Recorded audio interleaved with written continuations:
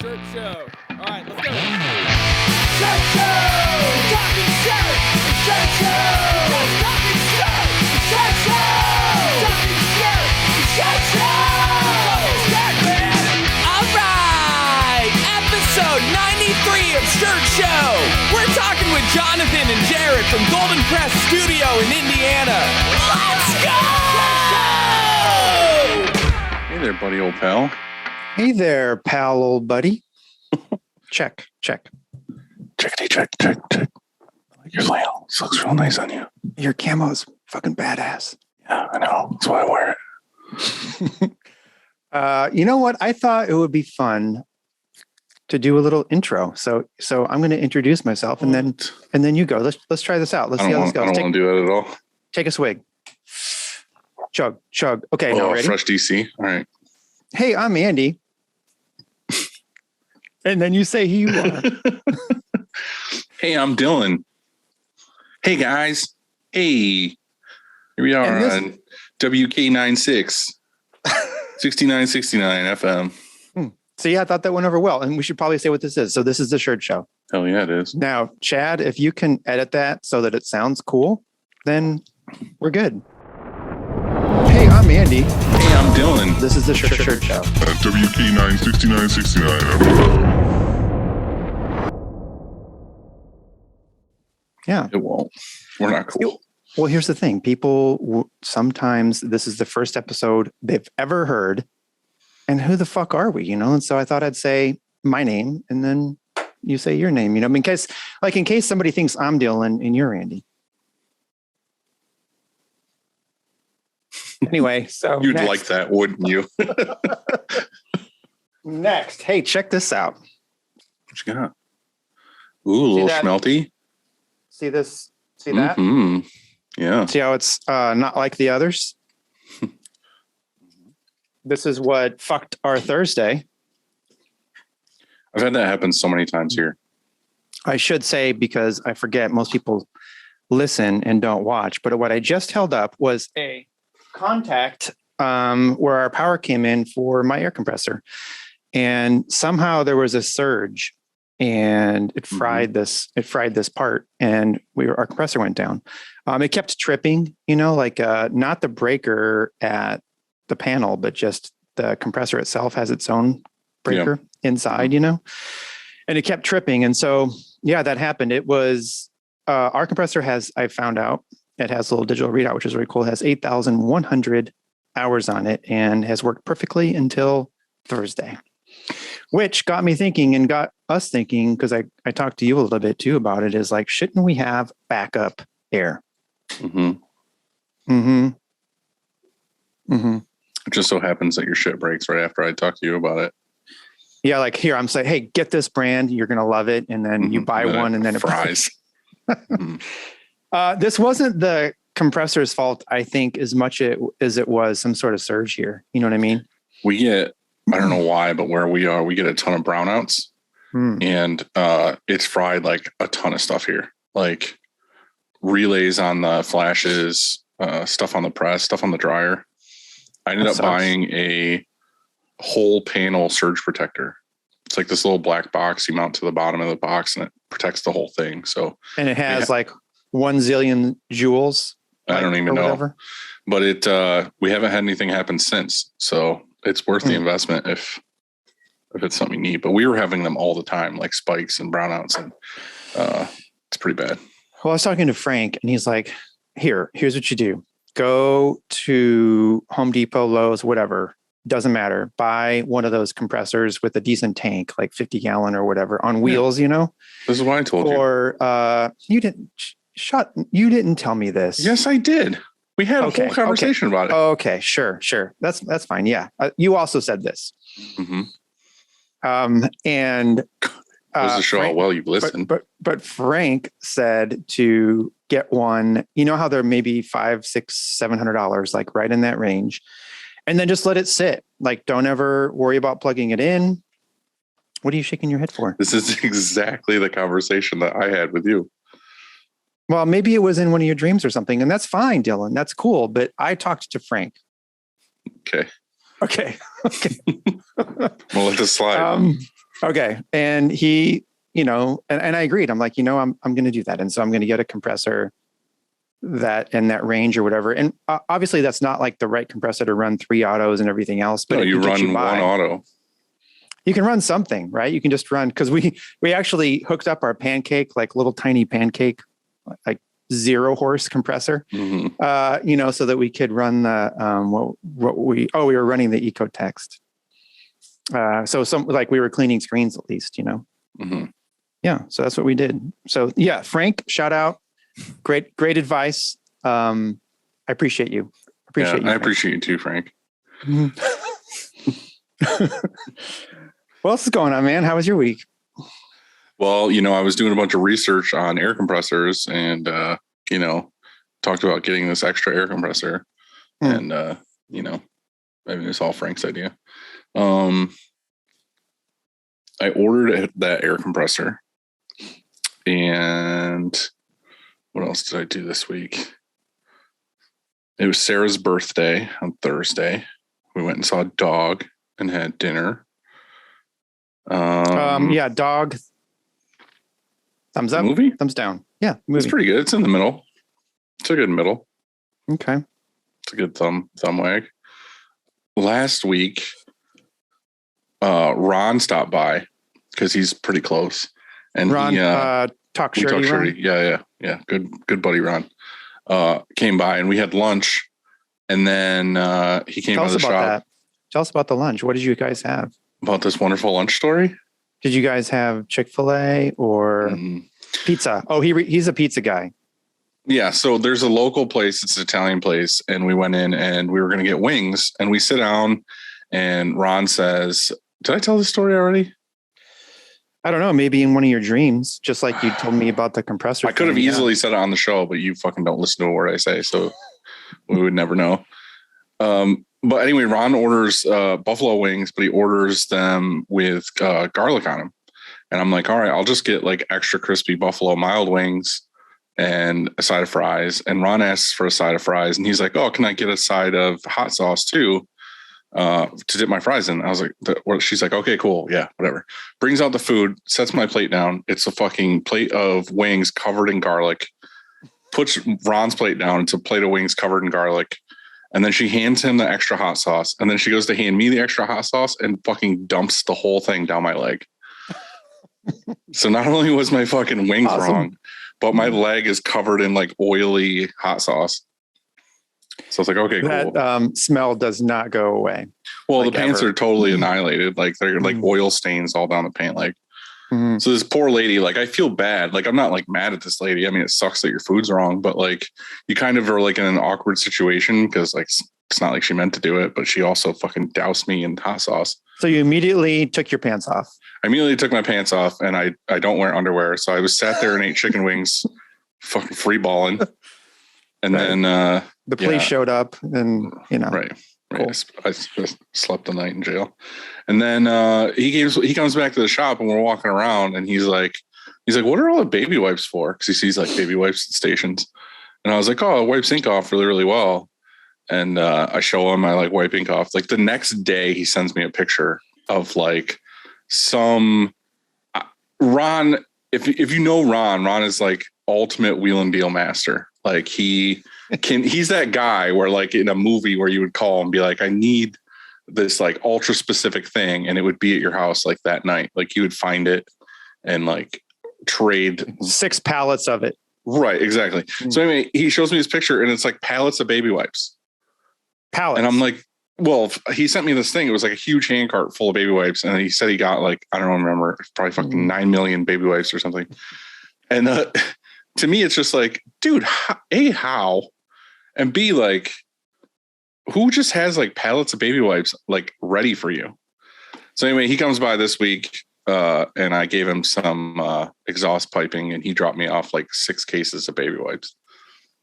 Well, so the real question is, are these baby wipes for wiping ink off his squeegees and things like that, or the restroom? He's just got a really messy hole. Because we talked about that, I think it was last episode or maybe the one before about, baby wiping it. I do. Yeah. I mean, don't be ashamed. Yeah. I want to clean it. I want a nice cleaner. Yeah, I mean, you don't. That's weird if you don't. I know. Also, I don't know if you know this, but have you tried to order web glue recently? Are you talking about Web spray. the bullshit? Oh, spray.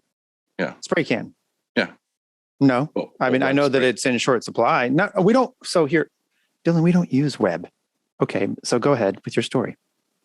I have not tried to order any web. It's non-existent. Well, yeah, I don't care. Good. Cool. Yeah. I haven't ordered it in the year 2022. I haven't ordered it in the year 2021. I haven't ordered it in the year 2020. I haven't ordered. Oh, this is a really cool story you got. I was waiting for you to stop me and you just let it go. I want you to keep going. No, we don't use web spray. Web spray. Spay. Yeah, we don't spay here.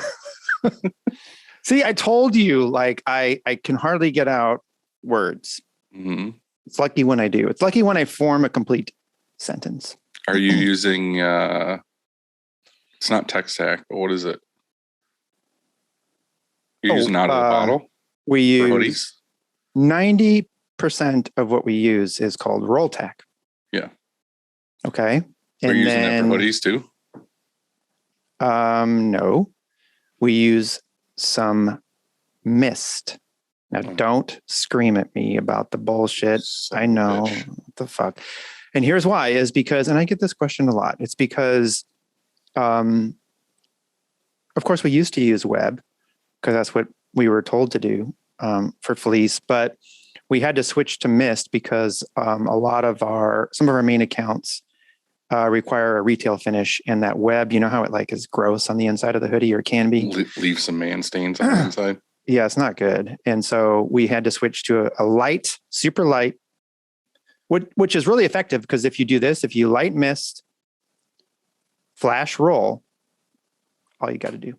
That's all you got to do. Okay. That's all you got to do. Okay. And then it doesn't leave that yucky stuff on the inside of the fleece. You can't even feel it. Okay. And so, yeah, I haven't tried to buy any, and apparently it's out. You're telling me there's another supply chain issue. Yes. It's wonderful. Chalk it up. Mm-hmm. Are you excited for Atlantic City? I am. Yeah. Okay. Because when this episode comes out, it's going to be the Monday before. So let's talk about that shit right here, right now. Guess what? Chicken butt. In Atlantic City, Thursday, March 24th, 5:30 p.m. to 7:30 p.m. at the Tun, T-U-N, I guess, Tun Tavern. There's a Blue Crew meetup. Mm-hmm. M&R. Yeah. Come hang out with us. We'll be there. Yeah, do that. I think there's going to be some fries, French fries. High fives. Lots of drinks. It was supposed to rhyme with fives, whatever you said next. What rhymes with fives? Five. Lives. And lots of lives will be there. Yeah, totally. Cool. Okay. Also, Joanne has a little thing going on the next day. Yeah, Joanne and the rest of the Print Girl Mafia, or the ones that I think there might be a few that aren't there. But on Friday, is it 3? I want to say it's like 3:00. They are going to talk at the Ink Kitchen. The Ink Kitchen, yeah. Yep. So that's exciting, right? Go. Yeah, for sure. Okay, next. You got something else. Looks like you're looking at your phone. Yeah. Either you got a text, either you got a phone call, or either you're looking at your notes, or you're looking at the pictures I sent earlier. Yeah, they're so good. They're so mesmerizing. Yeah, so if you listen, please comment on YouTube or leave us a review on Spotify or Apple Podcasts, because we like to read them and we appreciate it, and it's cool.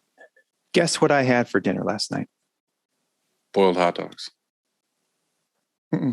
Although that sounds delicious. Chicken tendies and mac and cheese. Nope. We're just going to go until you guess what I had. Until you get it right. Gourmet Target pizza. Why don't you just say Olive Garden? You know what it is. It's Saturday night. That's true. The unlimited breadsticks. No, I ate a clock. It was very time consuming. Fucking wheeze. And especially when I went back for seconds. Mm.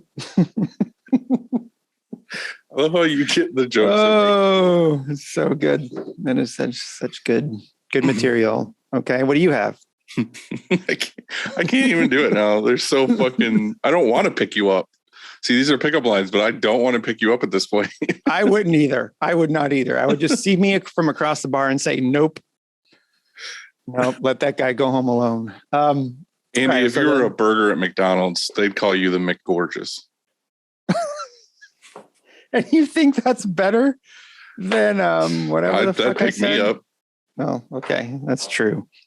Actually, that is true because who wouldn't want a burger and you or me? Right. I know. A burger on me and you. I know. Burger. We could be on? the buns. Looking All for right. the middle. I think we should move on. Frank. Dude, you are, it seems like anyway, born ready. Fuck yeah, I am. I'm going to try and get this shit right. All I'm right. hoping so badly that Frank does my screens before yours. Well, you know what? He doesn't even have any of my fucking screens up there. Yeah, I haven't He has your racks. Here's the power. Here's what I could do. I could call Frank right now and tell him to not do your screens. Ship him mine like Monday or tomorrow or whatever. Call that son of a bitch right now. And then like put yours in the like outside in the back of his building and then get mine in there, do them, send me mine, and then bring yours in. Yeah. Nope. Call him. Nope. Call him. Billy, it all starts with the screen. You knew. I knew or I know. You know he's gonna be like, nope, Dylan's top priority. I don't want to put him. I just think that's unfair to put that while you're here. Like if I called him and you weren't here, he would. Nice. We would. Sure. We would talk it out, but It all starts with the screen, and whether it's new stretches or restretches, Frank and his team do it the best. To find out more, go to graphicscreenfashion.com, FFFFF. Rank.com. You with us, Dylan? Yeah. Or greatfuckingscreens.com. Yeah, we're going to see Frank in Atlantic City on Wednesday, and I think we're going to go out for some steaks. I can't wait to go out with Frank for steaks and then have one of us pay. No. So that's the plan. Like, I'm going to prepay before we even go. Like we're going to prepay like tomorrow. You know what I'm saying? Like we'll just call them and say, we have no idea what we're getting, but here's some money. Here's a card. Keep it on file. And then just video, like watch Frank's fucking head explode.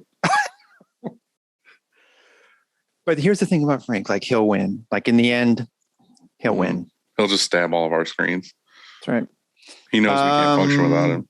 Did I say, are we done? I think we said it all. I think we said it. Because we could go on and on about Frank, but I think we should go to the next one. It's getting late, Dylan. Nah. Cleaning screens is no fun, but Easy Way makes it funner. Their line of eco-friendly chemicals will help you keep your screens and your shop clean. What are you doing? Nothing. Keep going. Check them out at easyway.com. Easy Way. It's the easiest way. Yo. Hey, babe. What's up, buddy? You're on the show. I got a question for you. What's going on? If I was to put an order in and Andy was to put an order in at the same time, mine would be priority, right? Time out. That's not even Frank. I'm pretty sure, yeah. Yeah. This is Alex. We're talking about if you put an order Frank. in. Now I'm doing it with Alex. Are you confused? Yeah. Because we just like, yeah. See, yeah, exactly. You got my machine, man. Right, exactly. All right, that's all I needed. Hey, Alex. Debate. Alex, cancel that order I got in there for the 2 drums. He can't hear you, Andy. You're in my headset. Oh. All right. Hey, bud. I'll call you later. All right. Bye. Later.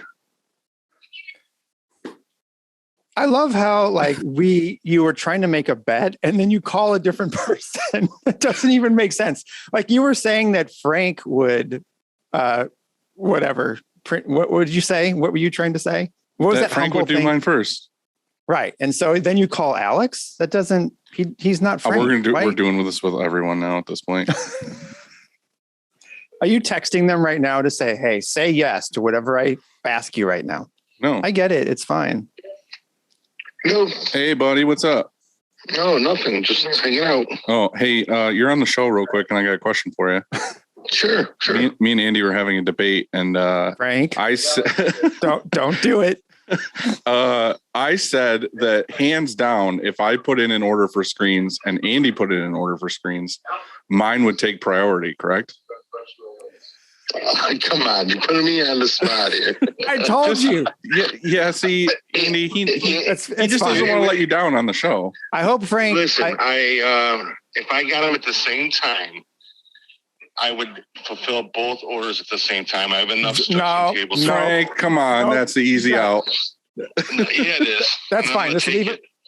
Just he can say that All right, while we're all on the right. show. That's fine. That's We all fine. know the truth. We understand, but we know the truth. It's okay. Hey, I'll see you for steaks in a couple days or a week or so, right? Yeah, absolutely. Hell yeah, Absolutely. brother. See you in AC. All right. I'll see you later, man. Guys. Thanks. Bye. What a guy. See, yeah. I mean, Class, pure class. he's a sweetheart.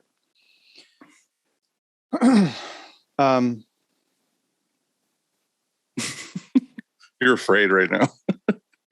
I think that's it for the sponsors this week. Mm-mm.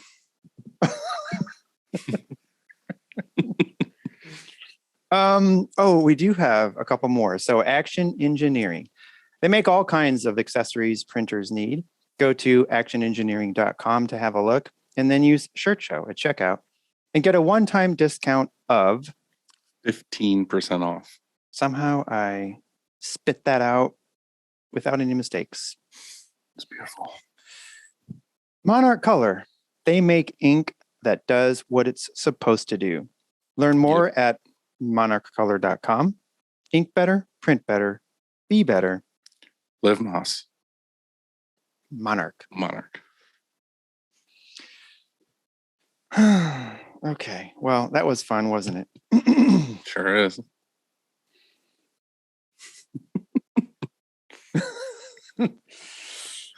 Well, Who do we got Hey. today there, bud? today we're chatting with Jonathan Overmeyer from Golden Press Studio and the Golden Boys podcast. Mm-hmm. Those guys are building out a brand new studio in Franklin, Indiana. And I don't know, we thought it'd be fun to check in and see how it's going, right? Yeah, we love Jonathan. He's a good dude. Really rad shop, and he's got a lot of new things going on. So Mm-hmm. let's talk to him. You know what's also nice too is it's really nice talking to people like have really good audio video because they do podcasts. So I know like his video is going to look wonderful, and he's going to have this really nice mic. This is going to be like a Lee Stewart situation where they look better than us. Mhm. You're saying? For sure. Yeah, he's know. way more fucking handsome. Well, not only handsome, but just the whole Just like quality production. right. You got fucking Gildan boxes in the background. Yeah, I was when I was getting ready to like when I was setting up, I'm like, I gotta get rid of those fucking things. I hate them right there, Mm. but they're there. Hey, I've missed you. Get in there. Oh my god! Speaking of that, did you see what Chad did? Fucking destroyed me. Yeah, it was the best thing ever. Pre-game. Yeah, that was good stuff. Thanks, Chad. Mhm. Good stuff. I love when it went into you doing it in front of your staff. It was the best. No, I can't remember that part, but yeah, the whole thing. Mhm. Well, here we go. Ready You to do ready? this? I'm Hell ready. yeah. Okay, here we go.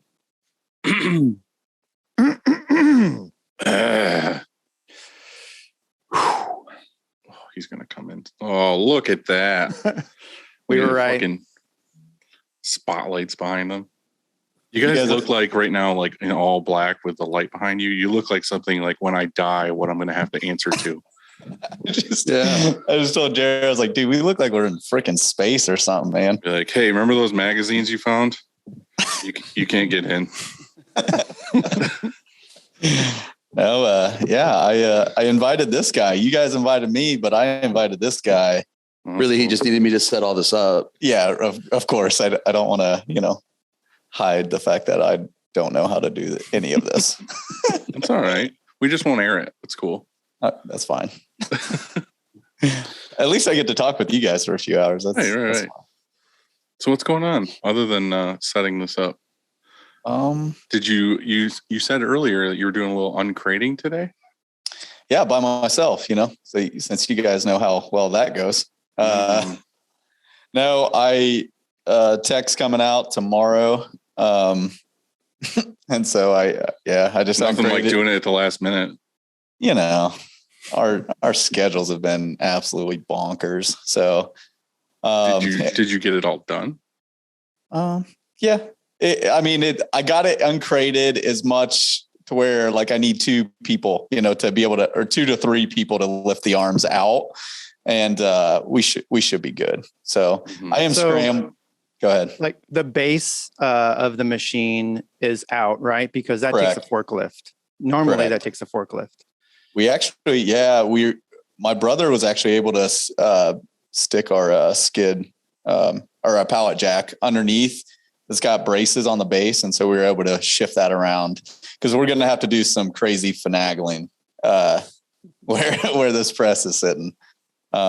We have some like support beams that are going down like right in the middle of the studio. And it's weird. We have to position the press like almost like where one of the arms is. We got to position it as close as we can to the beam, which doesn't make a whole lot of sense. But no joke, I got Anatol. They're we're gonna fabricate one of the arms so we can slide the screens in from the side.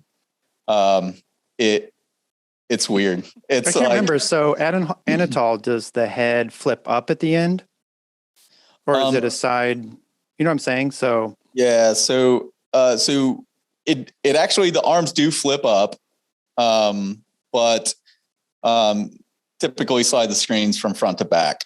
And so they said literally they're just going to change a few clamps and then we'll be able to slide the screen in from the side, literally just at that station. And so it's pretty, they're going to make it. Is that so that you can, like, what do you have in clearance on the other side of the press then? Yeah. So it's basically I got the biggest press I can humanly fit in this spot. And then like, I've been over there with like tape measures, like measuring out like the diameter of the arms to the wall, to the, you name it, just to be like, is this going to fit?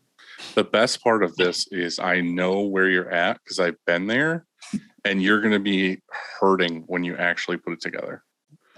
There's a good, I'm prepared for it for sure. Yeah. Like anything I've ever got press wise, I'm like, yeah, fuck, this will fit right here. Like this is going to work.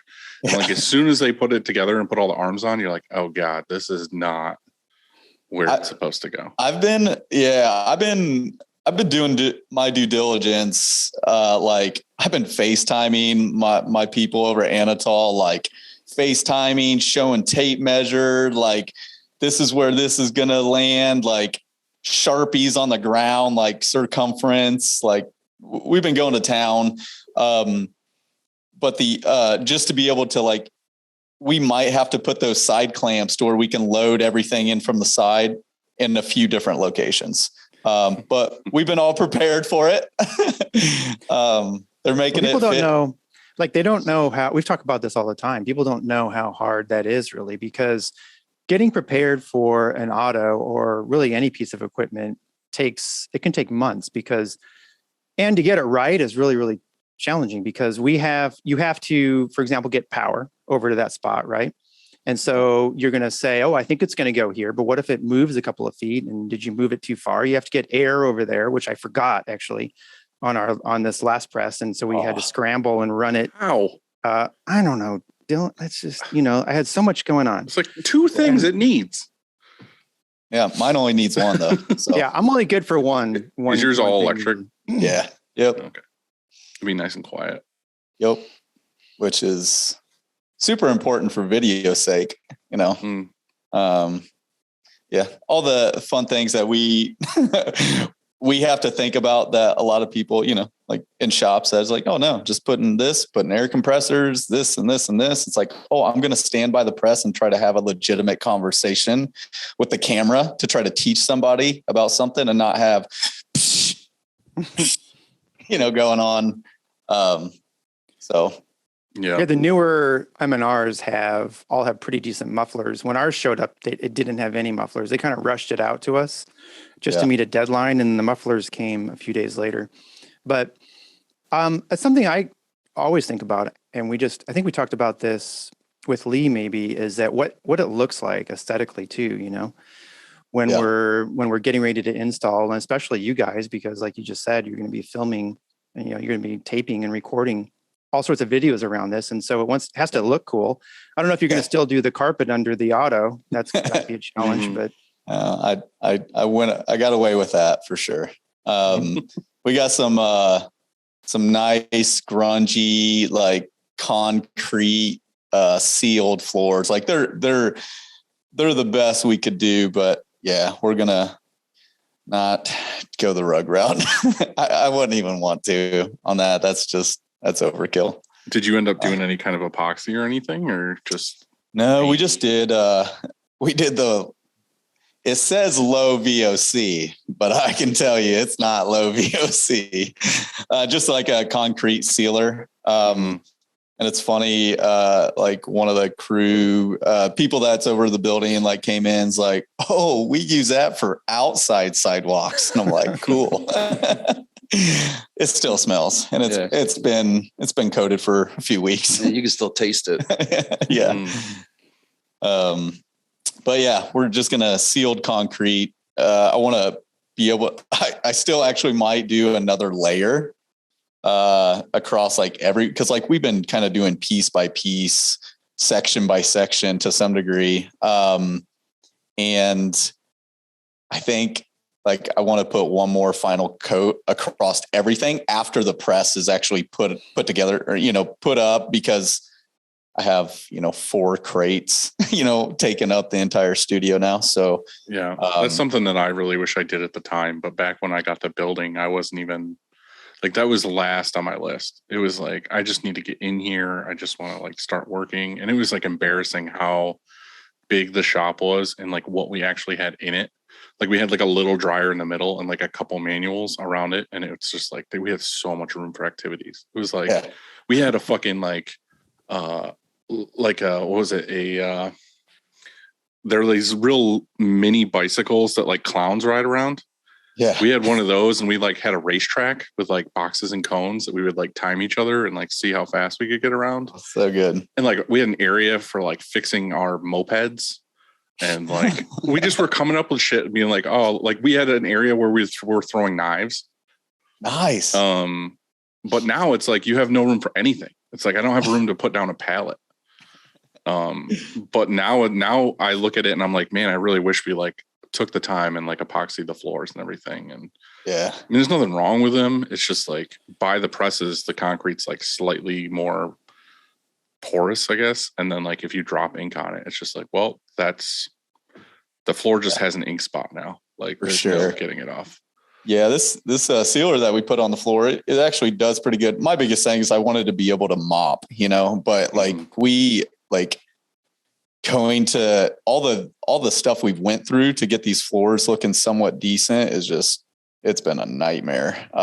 Like we actually, we've rented 3 different floor machines to try to get this floor in somewhat a decent shape. And, the first 2 was like a floor polisher with like a diamond pad to kind of, get some epoxy up and this and that. And like, it turned out to where I had to rent a massive, like triple disc concrete grinder, like has air compressors on propane, like you name it, just to get it down to where it looks decent. Mm-hmm. But I want to put enough sealer on the floor to where I can mop it up and clean and, take care of. It's your space. Like you want it to be nice. Yeah. And of course you had proper ventilation while doing all this. We have a big garage door. that was shut a majority of the time because it's cold out, right? Yeah, exactly. I did give my brother a respirator mask. I don't think he used it. I guess like tell us about this building, because you had a space before, but that you still are using that space. Yeah. So yeah, this is kind of man, where to begin? Well, we can go back to the whole story because we've done it before, but I'd like to go through it again. But like, I guess just quick, tell us a story about this new building. Like, why did you pick it? I saw like some progress photos and videos of you like taking down walls and like exposing brick. Yeah. So what's the story with this building? It looks like it took a lot to get it to where it's at now. Oh man, my brother's been working on it since middle of November, almost every day. But this new building, kind of where we're at, is like the building we're in now. It's a storefront, even though we don't have people walk in. It's about 1,200 square feet. It's like a long rectangle. There's no way an auto's fitting in this place. It's split in half though. It's not like there's a wall right down the center, and we have the front section where we're filming all of our like talking head stuff. Yep. And like where our offices are now. And then like the whole back half is the print side. Yep. And then, I landed this, I think it's been a little over 3 years now. And once like, I don't know, kind of just momentum and like decisions I wanted to make to like kind of, hey, should we push to auto right now? Because the biggest thing is I just need more time. Time is not on our sides with everything that we do. And so I was like, I believe if we go this route, it would free us up in other areas. And so I called my real estate agent. It's like, hey man, looking for buildings. I want to purchase something, He's like, yeah, you got $500,000, like real estate over here. Just, let's buy some property, build a house on it and this and that. He's like, yeah, have fun getting zoned commercial and, just all that stuff. And I was just like, oh man. And sounds like a real optimist. Yeah, exactly.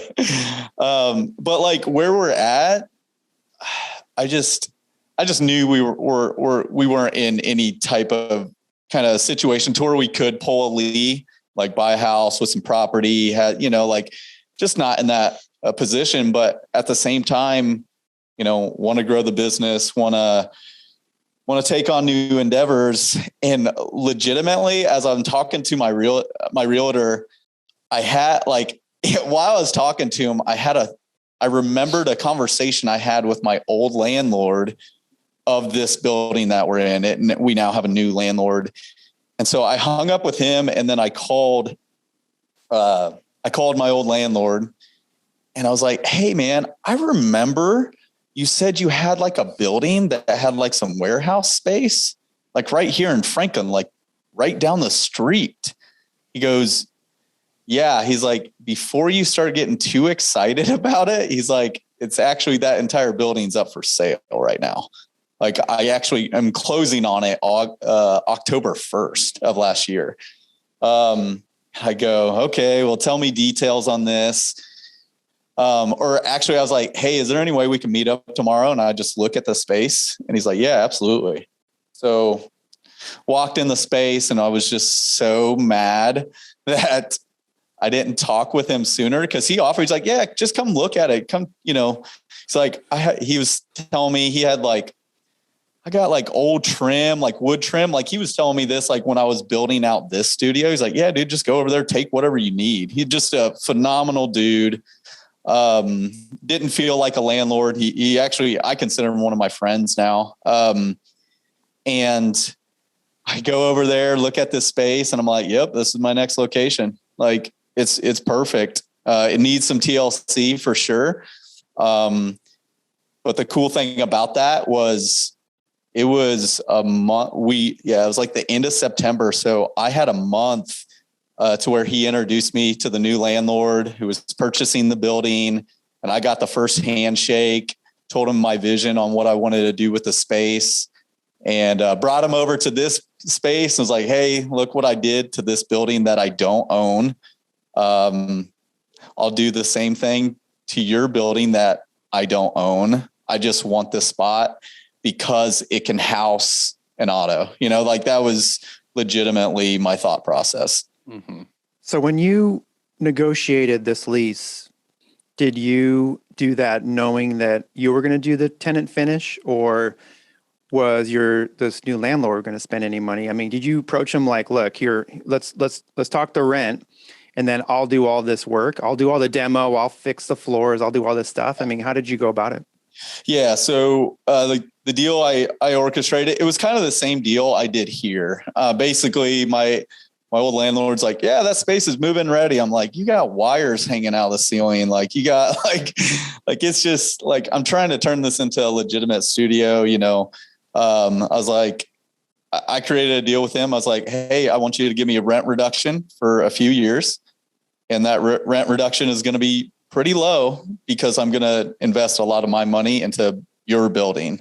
That's only going to help you, which is, again, not ideal for me at all because I want to own my own building. But backtracking just a little further, I actually put an offer on a building before I was in this studio, and that's how I got connected with the landlord of our current space. So what I did was I said, hey, I'm going to make your space look really good. I'm going to invest my money into it. And I created a ladder system within rent just over the next 5 years. And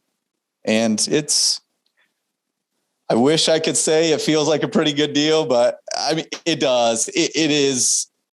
Well, part of the deal was you also had we had the landlord put in the 3-phase and an AC unit. Yeah. So he was responsible for those things. He was responsible for 2 things. I was responsible for everything else. Those 2 things are pretty big things, though. They are. Yeah, very big ticket items. For sure. I've probably doubled what I feel like I've doubled what you initially planned on. That's tough though. I mean, you put a budget together and you think it's going to cost this, but especially in your case, when you go demoing walls and who knows what you come across, and all of a sudden that costs more, and for us anyway, as we went, through all of our expansions, I was always 10% or maybe even sometimes more over budget. And plus, especially now, cost of materials, you can't even predict that shit, so who knows what it's. I feel bad for anybody that's building out a building right now and they had a budget set, and now all of a sudden they have to deal with increase. I just added an AC unit. We put in a one more. We got ahead of summer, like in St. Louis. Well, I guess it's probably pretty similar weather to where you are, but we're like a month away from it being too hot, basically here, Yep. St. Louis gets about a week of nice weather in the spring and a week of nice weather in the fall. Everything else is not so great. But we noticed last year that our newest space didn't have enough AC. It couldn't quite handle it. So I bought, and just like 2 weeks ago, we got this top of the line 16 SEER 5-ton AC unit. Dude, how normally at our house our outside the unit is maybe waist high or something. This is as tall as me out there. It's like 6 foot tall. It's crazy. So but he told me, the HVAC guy I go to told me, he's like, you don't even know if you can get this stuff, get it right now, because in a month or something, there's, with supply chain and everything like it is, I mean, you may not get this AC unit. And so anyway, we installed it now and we're ready to go, but it costs way more than our other ones now. And I think that price will probably come down maybe, next year or something, but we spent a lot of money on it, but we can't be hot. We can't sweat to death here every day. Yeah, for sure. You're telling a bunch of people that are screen printers listening to this, man, we can't be hot. They're all fucking sweating their ass off. I've done that though. And I've been even when I was in my garage, and I've been there, and I've been to the spot to the point where at 2:00, you just drench yourself in water from the sink, and just to try and stay cool. And 3:00, some people just go home. They're like, look, I can't do this. I'm going to pass out or something. And so how productive are you if it's like in St. Louis and it's 98 degrees and 98 Great band. humidity? I think that's a band. Yeah. I knew you were going to say that, Dylan. I mean, it's just too hot to really, I think your production, whatever we spend on AC, we get back in our production, it just. Absolutely. And also just quality of life and people not quitting and all that shit. So this building, is it like you're just occupying like the downstairs and someone else is taking upstairs, or? All right, this is like, this is a really crazy, like full circle type deal. So this building that our second location is going to be, we're actually keeping both locations. We're going to turn this one even more into like a YouTube studio for all of our videos that we're filming constantly. And then in the back, like we're going to keep our manual setup and everything over here to film, manual, videos, just teaching people how to screen print manually and stuff like that. We're just going to keep two different spaces till the end of this year until I kind of revisit everything. But this new building, band that I played in back in the day, we actually played shows in the venue upstairs of this building. They tore the venue out and spent like $500,000 on like these nice apartments. Years later, that just so happened to be the same year after I moved down to Franklin, and I got married, and it was no joke. My wife and I moved into the apartments upstairs of this building.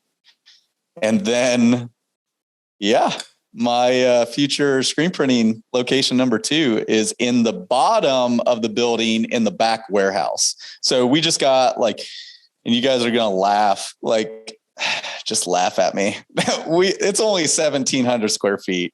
We're already maxed out. All my equipment, I got all the good, sexy, big looking equipment. That's like, I'm already trying to get creative with screen storage. I'm going to go vertical. Yeah. We're going to just use the square 12-foot ceilings, 15-ish. I don't know. They're just pretty high ceilings. So we're going to use some vertical space, but it's like I think that's enough though. I mean, my first space here with my auto, we were just a little larger than that, and we got it done. In fact, actually my very, very first space with an auto was a 2-car garage. And so, I mean, you do what you got to do. You're right. It's going to be tight sometimes, but I think it's enough. Yeah. I feel like I've gotten my money out of this space that we're currently in. Like, people don't know unless you actually walk in and stuff, like just like my actual print shop that, people see all the videos and stuff, like that's only about 600 square feet. And I got a lot of equipment jam packed back there, and it's still walkable. You trip over the flash occasionally, but definitely seems bigger. A lot of people are kind of deceived because of how we take photos and stuff of the place. Wide angle lenses make everything look bigger. But that's what she said.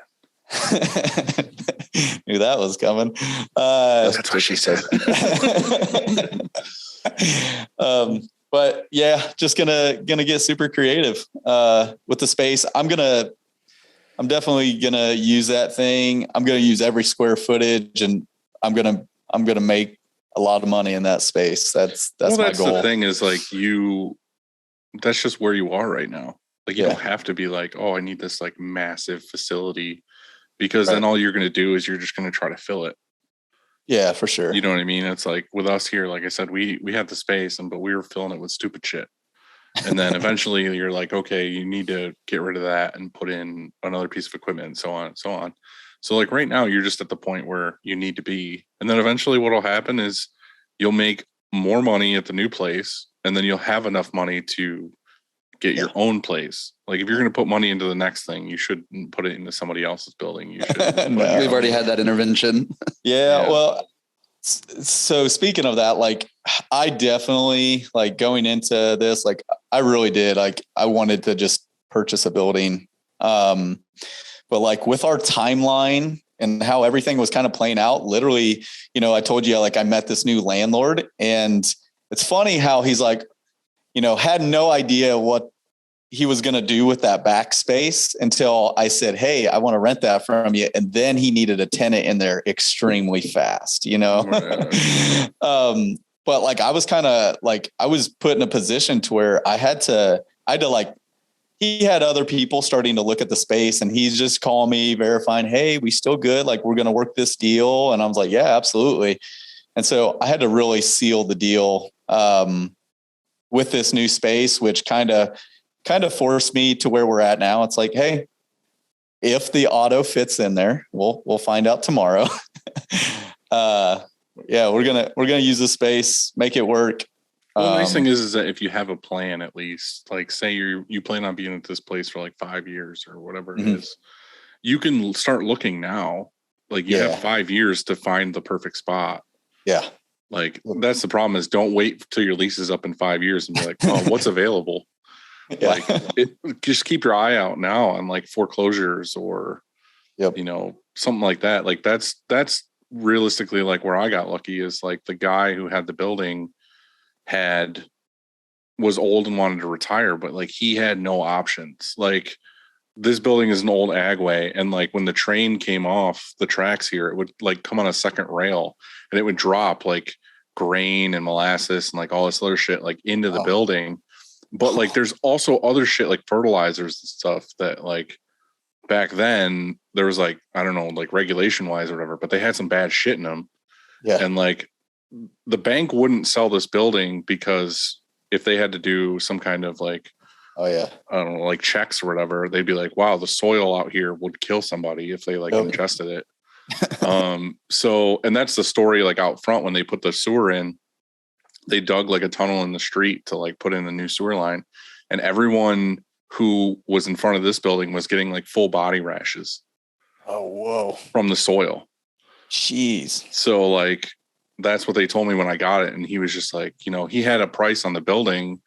And then I talked to my real estate guy or whatever, and he was like, yeah, like he can't. And this wasn't me trying to be a dick or anything. He was just like, he can't sell this at a bank. So like, if you went in there and was just like, hey, like, you know, I'm a local guy, what can we do? And that's kind of what happened, is I just came in and had a talk with him, and he was just like, well, how about this? And I was like, done. Like, and we literally shook hands. There was no paperwork. It was just like, that's awesome. Let's do this thing. And then I just like paid him monthly till it was paid off, and now it's mine. But like, we've done a ton of like adding new topsoil and like cleaning everything up. Like, but it's taken 10, 12 years to get to where it is now. It's not like I did it in 6 months and I was like, let's move in. It was like, we were literally in here in like rooms with no heat. Like, we talk about that all the time, how the first couple of years, we just had like a kerosene heater in the middle of the room. And when we went home, we had like black boogers, and we probably took like 10 years off of our life just sitting in a room huffing kerosene fumes. Yeah. Shit like that is like common. Like, that's what we did. Like, we didn't have a front door for like 3 years, and like, you know, we don't have hot water and like all this other stuff. It's just kind of like, you just had an open space. You didn't have a door.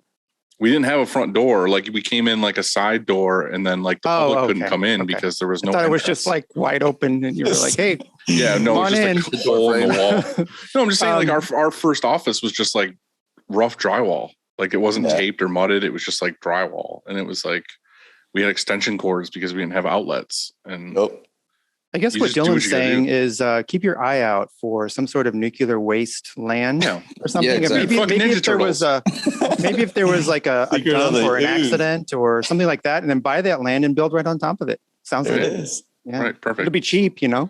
Some burial ground. Yeah, get a good deal on that one. I'm just saying, like, yeah, take all that as you will, but like, realistically, there's places all the time where like some old guy had a business, and, you know, he dies and his kids want nothing to do with it, or he doesn't have kids. And then it goes to the bank, and then the bank just wants to offload it. It's like, pay attention to shit like that, because you're going to get it for like pennies on the dollar. And like, if you have 5 years to search for that stuff, like, don't go find a building that's like beautiful and polished, because you're going to end up spending like way too much money on it. They want to sell you a building that's like done and polished. If you find a shithole where like I'm just saying you're the kind of guy that has the drive and determination, and you yourself can fix stuff. Yeah. So it's like me, like I'm not a fucking like carpenter, but like I can build shit. Me and my dad can like build stuff. Right. Yeah, not So, everybody like- has access to that though. Right. But I'm saying if you have, he's that guy that has that ability. You could look at an open building or like a pole barn and be like, okay, I could, insulate this, put electric in it and all this other stuff. And it's like, you could do that. Yeah. What's crazy is like, I feel like this has just been, I don't know, kind of just each life moment for me. Like I had a really interesting deal with the realtor that I bought my house from. Like never met this guy before, found my house on a Craigslist ad that my old boss like sent me. He's like, hey, this is just down the street. Let's go look at it. We literally looked at it the next day, and he actually, like, it wasn't up to code. He got it off of a sheriff's sale, which he literally Probably a murder.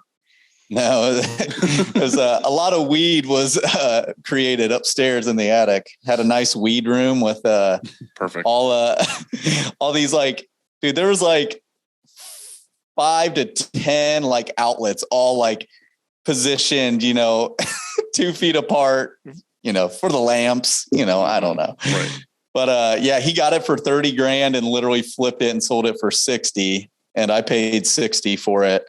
But it wasn't like up to code. And so I created this like, hey man, I'm going to come and I'm going to fix your house up so that you can sell it to me. And we had like a little, contract, and that's what happened. I literally went in there with my old boss, and like, I didn't know anything at this point. Like I'm pretty handy, for the most part, but like I learned how to do plumbing. I learned how to do electrical. I learned how to, like build walls, and I just put in some sweat equity and got a house for a killer deal. Yeah. And the crazy thing is that he actually got a cash offer on that house. And he decided to go with me because I had to take it through a loan and get a loan for it. But it really sucked. You put on all that work and someone came with a cash offer and he was like, sorry, Jonathan. No, yeah, we did the deal.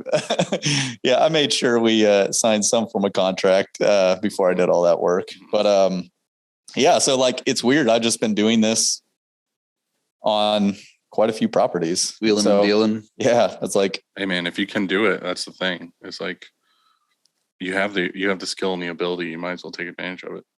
Yeah. And then this time around for the new location, nothing would be getting done unless it was for my brother. He's been there every day since middle of November working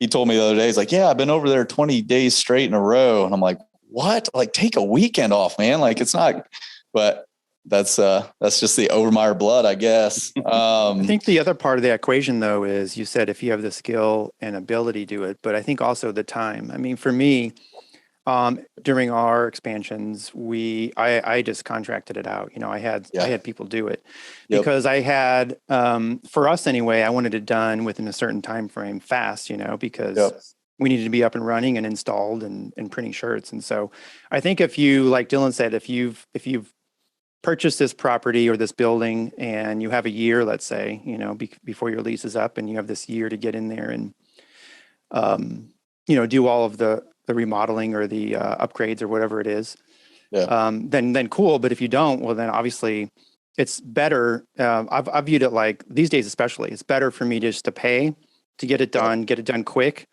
And then I work on this other stuff. You know what I mean? Right. At this point. So I definitely do that now. Things. But I'm saying back when I had like no money and no support, it was just kind of like nowadays that I have like a structure and I have a business that is making money. Like I can be like, all right, I'm going to budget for this project.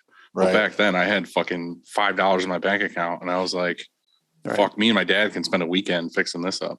Right. So yeah, same thing. Like now, if I like back when I first bought my house, it was the same thing. We did a ton of it on our own. And now I've done enough of it where I'm like, fuck that. I am not doing that again. Like I will gladly pay somebody to come do it. Oh, painting for sure. I hate painting. So this studio that we're in currently, I think I shut down like I want to say I shut it down for kind of 3 months, but like I was still doing some jobs in my garage, but no joke. I was over here 3 months by myself, a majority of the time by myself. I had some friends helping out with some things, but just making the studio what it is. And I knew this time around that I could not do that. Like I had to focus on the business, make sure it's, running smooth.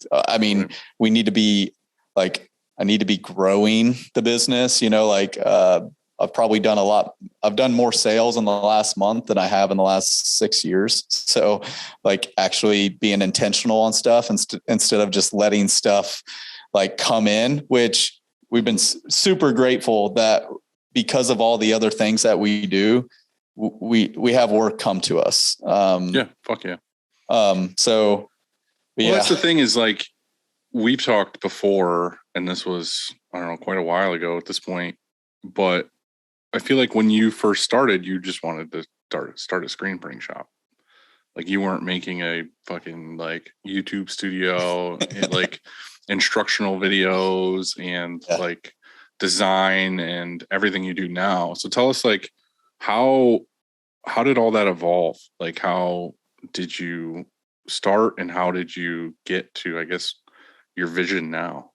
Yeah, it's been a challenge to say the least, but it's my fault. It's definitely his fault. Well, tell us how it's your fault. Well, so the funny thing is like, it started off was I just wanted to do video. I mean, I've done it as a hobby and like side project thing for years, since about 2005. And so I approached Jonathan because we've been buddies for a long time. I was like, yo, dude, I know you got this screen printing business. Let me come and shoot some video for you. And he was like at his garage at the time. And he was like, yeah. I was like, hell no. No, I don't really want anything in my garage. It's like, I can make it look good. Don't worry. Nope. And he still told me no. So I just showed up anyway. He did. I just showed up at his house. I was like, hey man, I brought my camera. He's like, why? We just mainly talked and goofed around and stuff, but that kind of like put the seed in his head. Yeah. They're like, oh, I want to like be able to show off my business and stuff. And then a little bit late, I mean, that was pretty close to the time where you were getting the studio and Corey was there full time. Yeah. And so they'd finished this place up and he saw that like Corey was pretty good with a camera, could take photos and that kind of stuff. And so he's like, hey, Corey, do a video for me. I want to have a video that we can put online and it's just, everybody's going to love it. And our business is going to triple overnight. And it's going to be amazing. Yeah. And Corey was like, yeah, dude, I don't really do video. That's not really my thing. I definitely pulled the boss card. Like, no, you are going to do a video. Right. You are a videographer right now. Do you want a paycheck? Like, I want a video, so you're going to do it. And me and Corey have been friends for years and years. And so he hit me up and was like, hey, I got to do this video for Jonathan. And I was working at a landscaping company at the time. And I was actually pretty pissed because I was like, I freaking told Jonathan I'd come in and do a video for him. and so I was like, whatever, I'll help you anyway. And so Corey was like, this looks pretty good, right? I was like, yeah, it's okay. It's, it's not terrible. It's all right. I see what you were going for. Yeah. And so then Corey kind of was like, dude, this video sucks. Jonathan posted it anyway. I got like 14 likes or something. And then he was like, he said, all right, we got the studio looking good. We'll bring Jared in to do a video. And we just like talked about it at first. I didn't even come in and shoot yet, but we were just talking. And I was like trying to pitch him on, having me as like on retainer, like doing monthly stuff for him. Cause I was trying to get, consistent, video work so I could stop. You're trying to get out of landscaping. Hell yeah. Landscaping sucks. It's horrible. I was doing like, not even like fun landscaping. I was like driving around the stupid, like the machine that like spreads fertilizer, like by myself all day. It was terrible. And I'm a people person, so I hated being alone. Yeah. So that was just the worst. And so I was pitching him on like, dude, let me do some like monthly stuff. So I was like, in my head, I was like, if I can get like 3 or 4 of these, I can quit this job. Yeah. And then I can grow this business, and do more video consistently. And so we were like just talking in a coffee shop. Yeah. No, you came in. I was like, yeah, let's actually, it was on like Labor Day, wasn't it? Yeah. Because I wasn't working that day. Yeah, it was Labor Day. And like, we went to Starbucks and we were just talking and he did his whole pitch of like, you can't just do one video and post it and just expect it to do something. Like you got to be consistent. And it's funny. He was pitching me what we pitch people today. He's giving you all the buzzwords. Yeah. And he go like, and as he was talking, the guys tell me that, I like to think that, I'm a visionary and I'm an entrepreneur. Like I can kind of see where things, can kind of blend together and, and he was just talking and literally I stopped him. I was like, why don't we just do this for other people? And I just hire you today. And then that's literally how it went down. And then like, we can offer these services, to other companies, but I'll have you in the studio and we can document our process. And just, I wanted to show off the studio that I spent a lot of money on. And I wanted, I really wanted to attack social media pretty hard. And so no joke, he put in his 2-week notice that day. And I mean, there's a reason why we have a mural on our wall that says pull the trigger, like I am that guy. Like if I can see how, this business can blend well with what I'm already doing, I'll add it. So you do that kind of stuff like based off of instinct more than tons of thought. Like, not that you're not like, you put a lot of thought into things, but I think Jonathan definitely goes with his gut on a lot of stuff. So for sure, he's pretty quick to pull trigger, make a decision. I think we, as leaders and owners of our shops, I think it's a mix of that, isn't it? We have this like instinct of what maybe we should do, but then I don't know, you kind of run through the pros and cons in your head. And then even if sometimes there's more cons, I go with yes. I mean, I still go ahead and do it, even though I know like, wow, okay, well, this is going to be a challenging one. But just like you said, you have to pull the trigger and you have to do it. And then if it doesn't work out exactly the way you thought it was going to, and then you just adjust, and you get it figured out. And what you have to, I think what you said a minute ago is so important because, and I think a lot of, I was the same way. I forgot, or I didn't forget, but I had to remind myself maybe that I was building a brand, and so if you're building this brand, it's not just a t-shirt shop. It's not just we design things and we offer great customer service. We're building a brand here. And so how do you build a brand now? Like it changes over time. And with video, the way it was, I guess, coming on the market and, the opportunity to have a YouTube channel and to document the process of what you do every day. I mean, that was probably one of the best decisions you ever made. Yep. Absolutely. Awesome.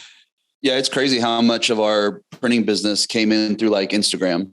Yeah. Just from photos and like the goofy videos we were posting on Instagram. Cause we weren't even doing YouTube for the first little bit. Yeah. We were making little, like, we just called them like little story bangers that we were throwing on our story, just, because that's where our following was on Instagram. And so we were like, all right, let's just throw some video out there and see how, people respond to it. And then it was like, okay, we're getting decent enough response that maybe we should do some YouTube videos and see what happens.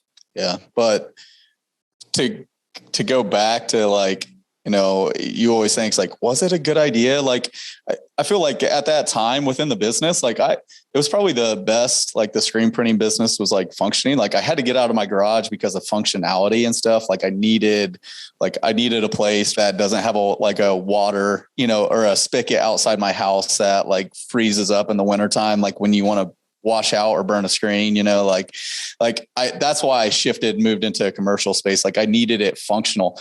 And like it was just probably the best the business was at. And it's like, I had money. Like it was one of those things where it's like, Jared actually took a pay cut to come on board.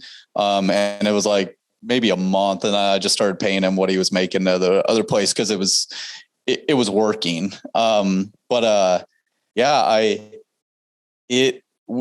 started looking back at videos and stuff like that. It was literally probably a few months of Jared working for me when we did a video for our story, which, the story on Instagram vanishes, right? We did a video on reviewing F and ink. And literally from that video, we got an email 2 weeks later and we got a partnership with RyanNet.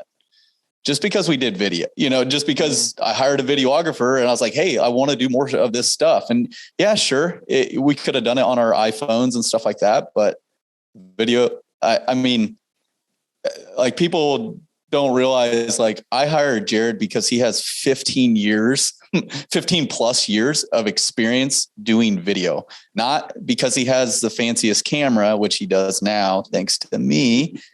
He's got a few of them. Yeah, Jared, thank him. I make sure every day whenever we come in, I do a little like parade and grovel and all that good stuff, you know? Oh yeah.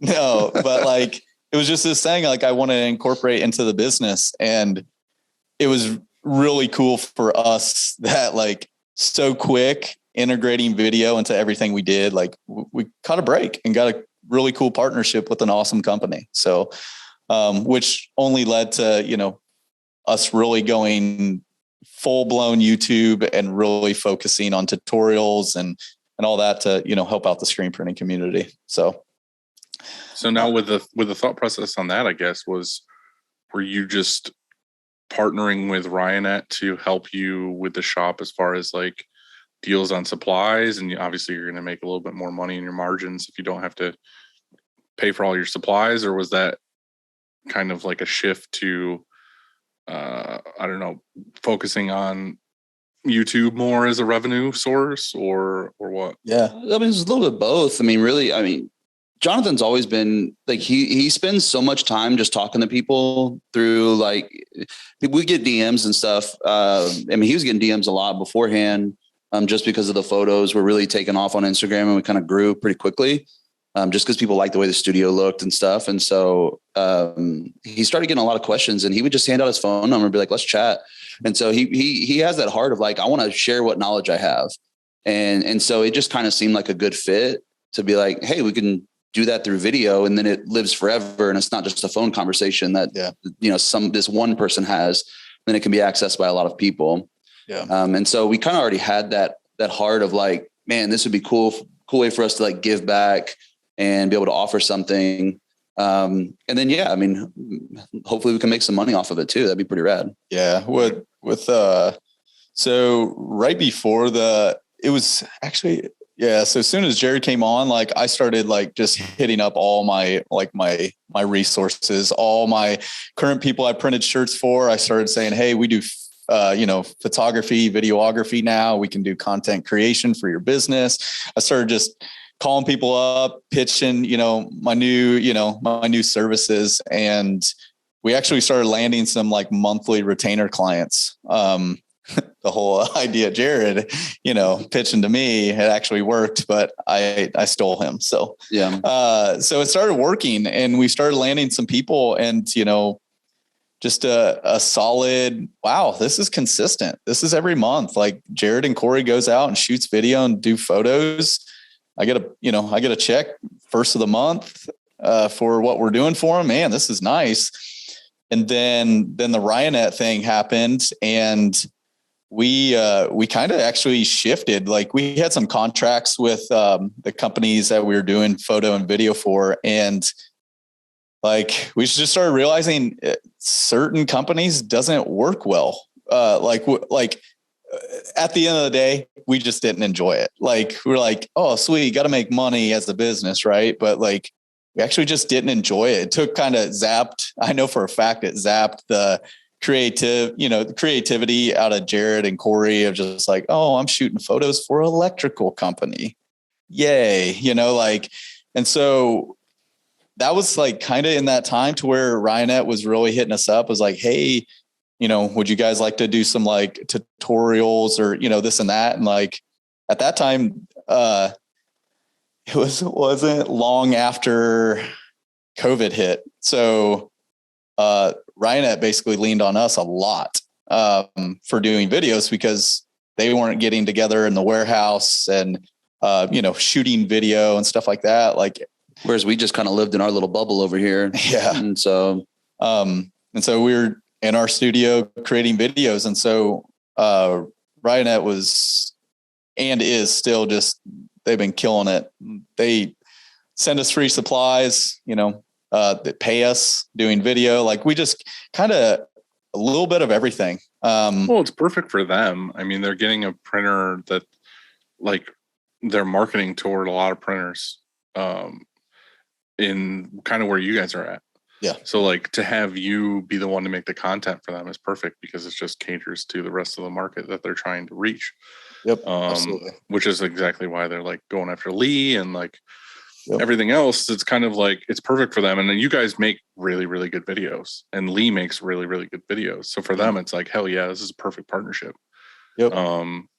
So is that still like the same deal, same force? Like now you're still doing a bunch of stuff with them, or? Yeah, our like partnership with RyanNet just over the years, like it's just ever changing. I mean, it's like seasonal. It's like some months it's like, man, we're going to town, like doing some videos behind the scenes for them. And then it's just like, oh, sweet, we're going to take a little bit of a break. We're working on this area of our business. And then they're saying, hey, do you guys need anything? Like, what can we do to help you guys? And it's just that back and forth, right. Which has been awesome. And it's, we've also learned with RyanNet, all the things like that don't work, like, oh, hey, like videos on like crazy deadlines is a no for us. Like, because we're trying to run a print shop and trying to, this and this. And then like, oh, wait, I have to pause all these shirt orders to spend numerous days printing only maybe 10 to 15 to 25 shirts to do a tutorial on it. It was really affecting just kind of flow of everything. And so we worked through it and we found out what worked and what didn't work. And we just kind of say our relationship, it's just ever changing, trying to meet the needs, what they need right now.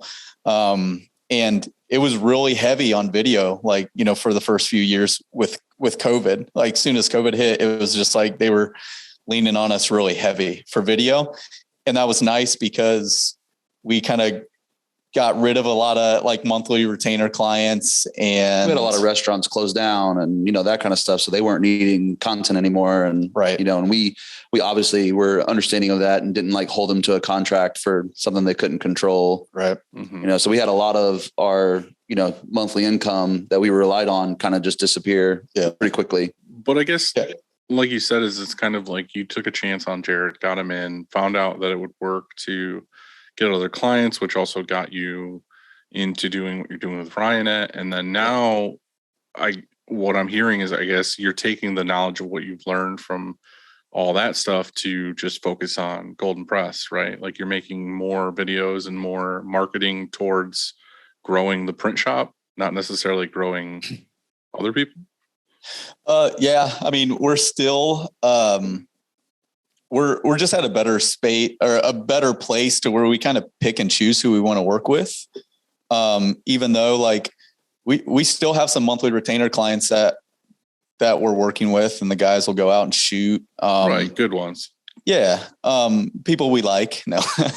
Well, the ones that fit. Yeah. Right. You can say the ones you like, because we do the same thing. Like there's customers that you like and the ones that you want to work for, and they're easy, and it's like one email deep and they pay their bill. Yeah. And exactly. The people that are a pain in the ass, you say, I'm too busy, or, I can't fit you in the schedule, or.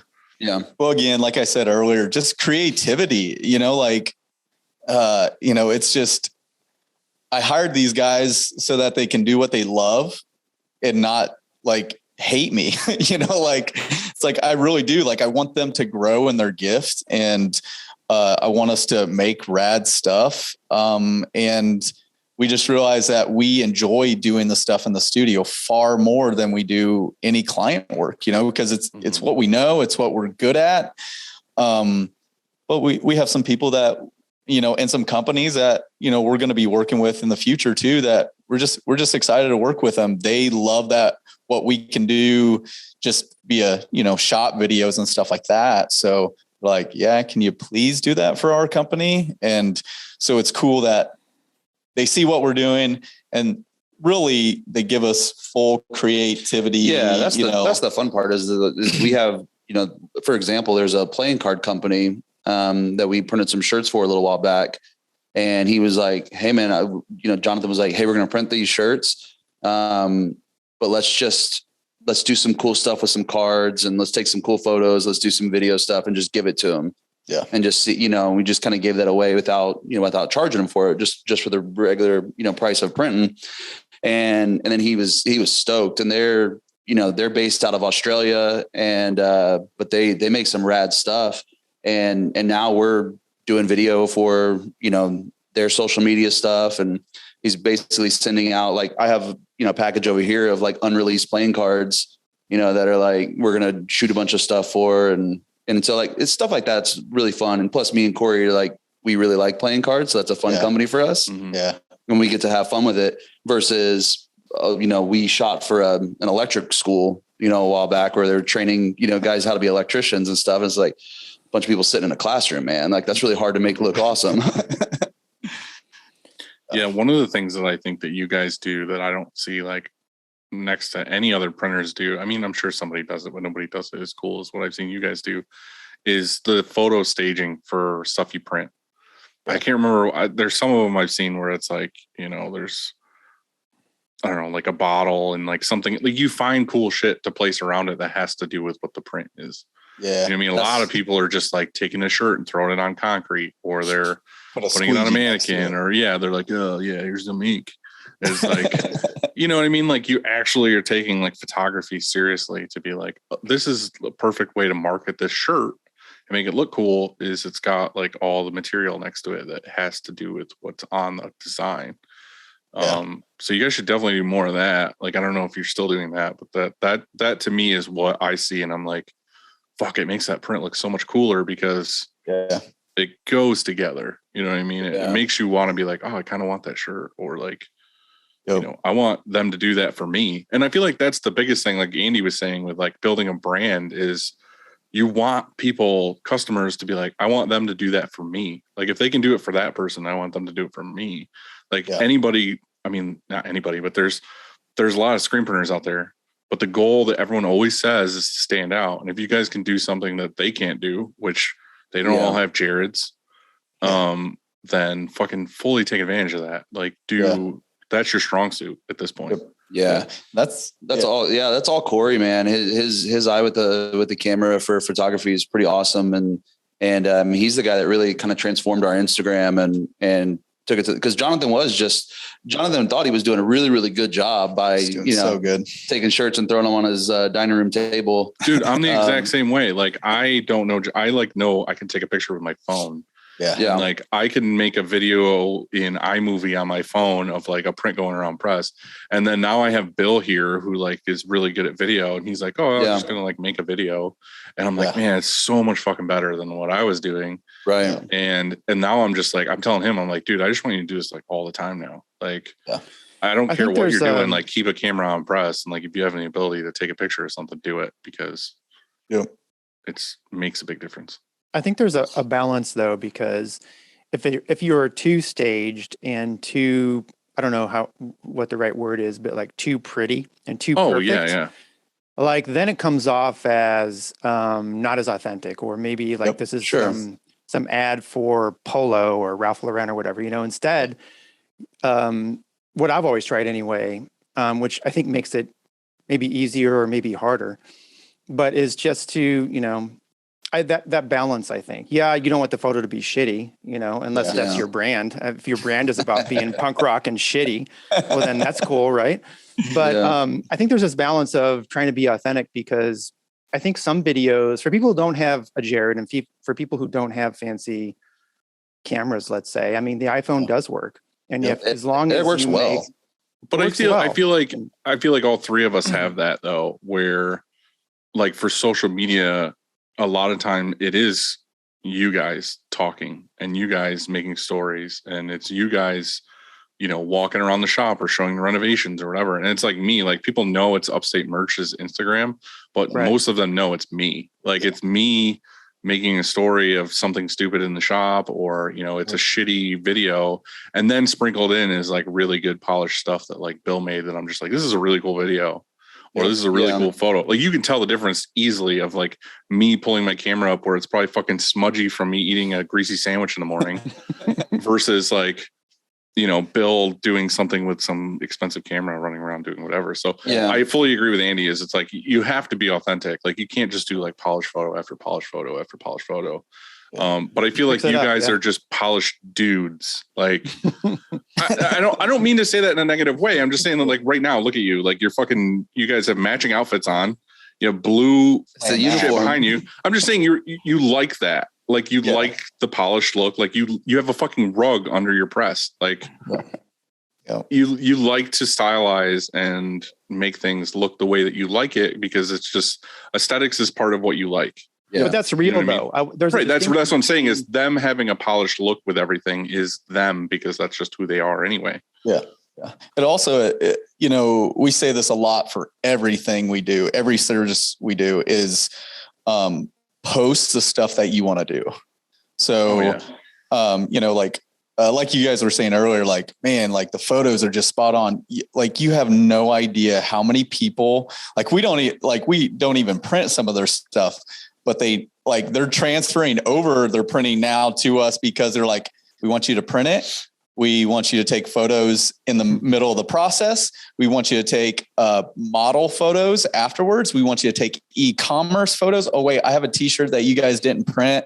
I'm going to mail that out just because I want Corey. I like how he does e-commerce. Like, it's nuts. It attracts so much. And that's why we're polished, like, that's why we like all the fancy stuff, like once I hired Jared and I realized, wow, video can look this good all the time. Like, I want that, because I want to be able to attract people.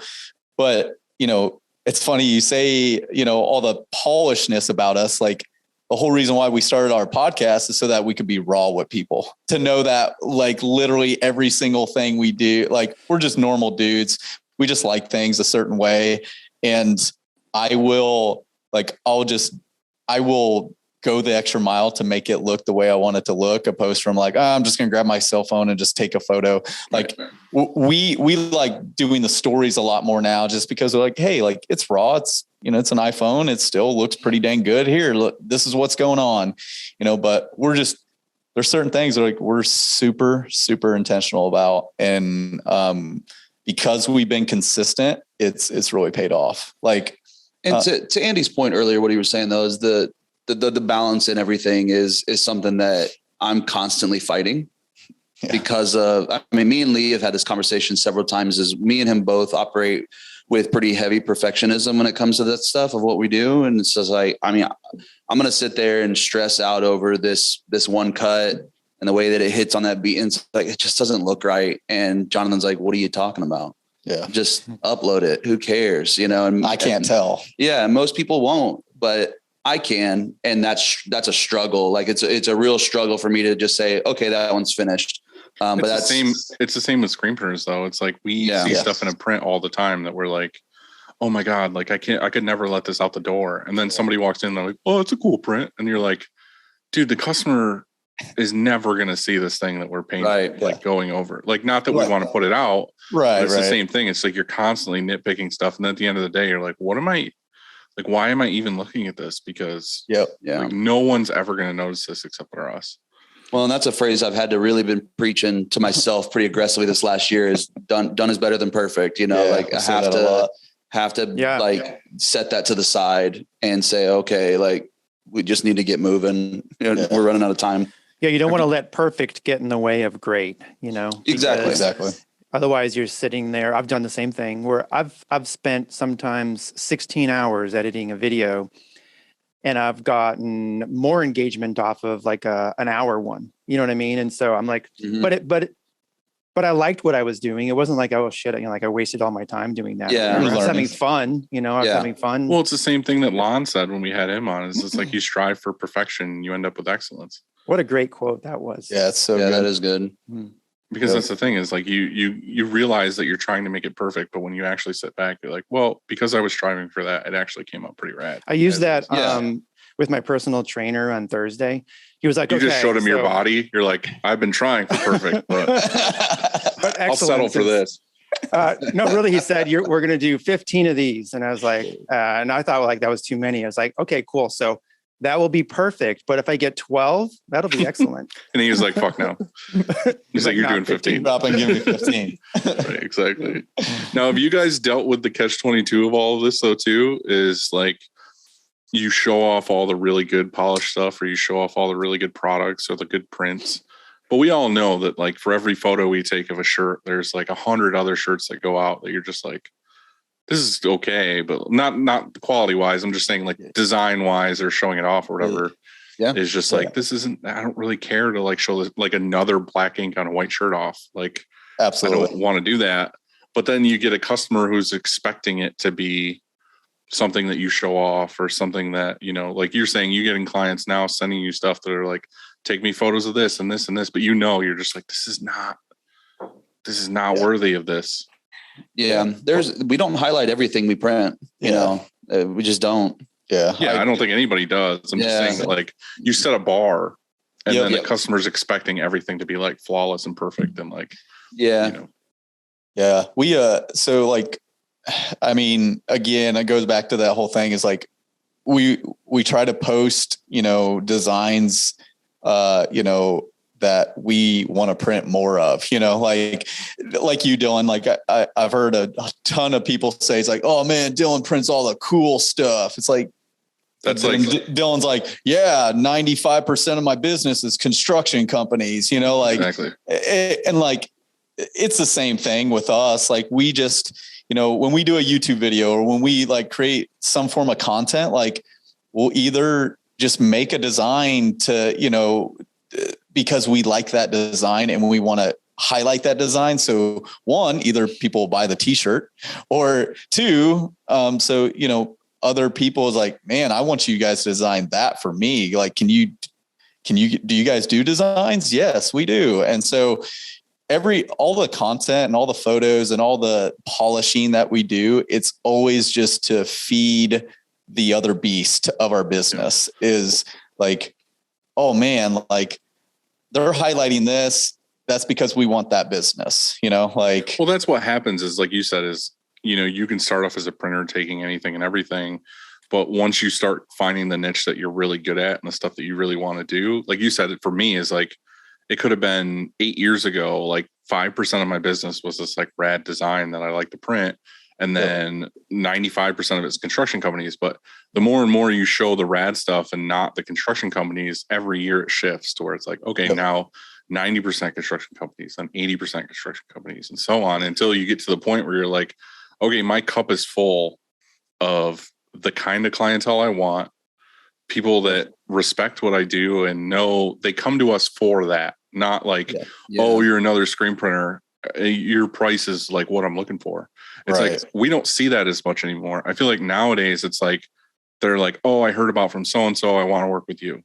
And then we try to do what I said we were going to do, where it's a customer where you're just like, I don't really know if this is a good fit. And you say, oh, we're pretty booked up. Like if we were to take on this job, it would be like 5 weeks or something. That's like, you're out to be like, I don't want to work with you or whatever. Then they're like, it's cool, I'll wait.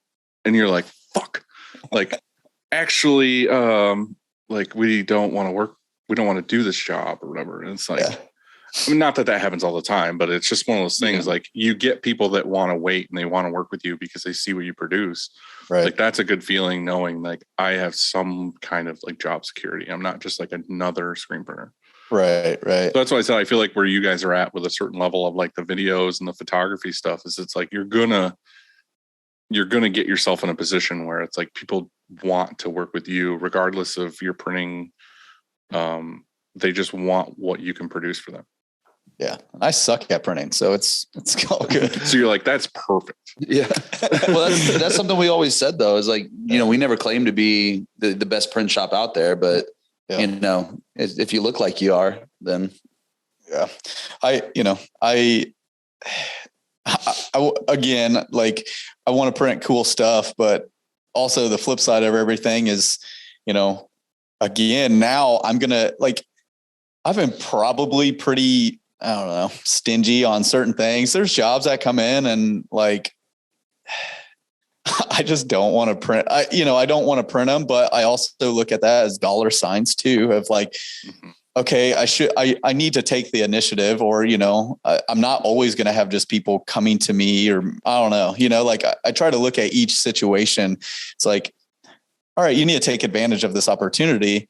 But again, like I'm about to have an auto up and running.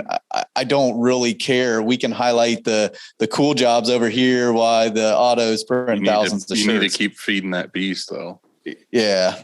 And so again, it's like not my clientele to go after schools, but hey, I'm going to go after schools now because, I can do faster turnarounds and usually they have higher quantities of stuff, so I in the current stage, I definitely got to shift my way of thinking on some things, to just, let's get that bad boy going. You're not a smaller studio anymore where you can do like creative prints and stuff. You're trying to be more of a manufacturing / studio. Yeah. So like you need to, like you said, I feel like you're at a point now where you can flex your skills over here and make this better because you can bring in more work because of what you can show off.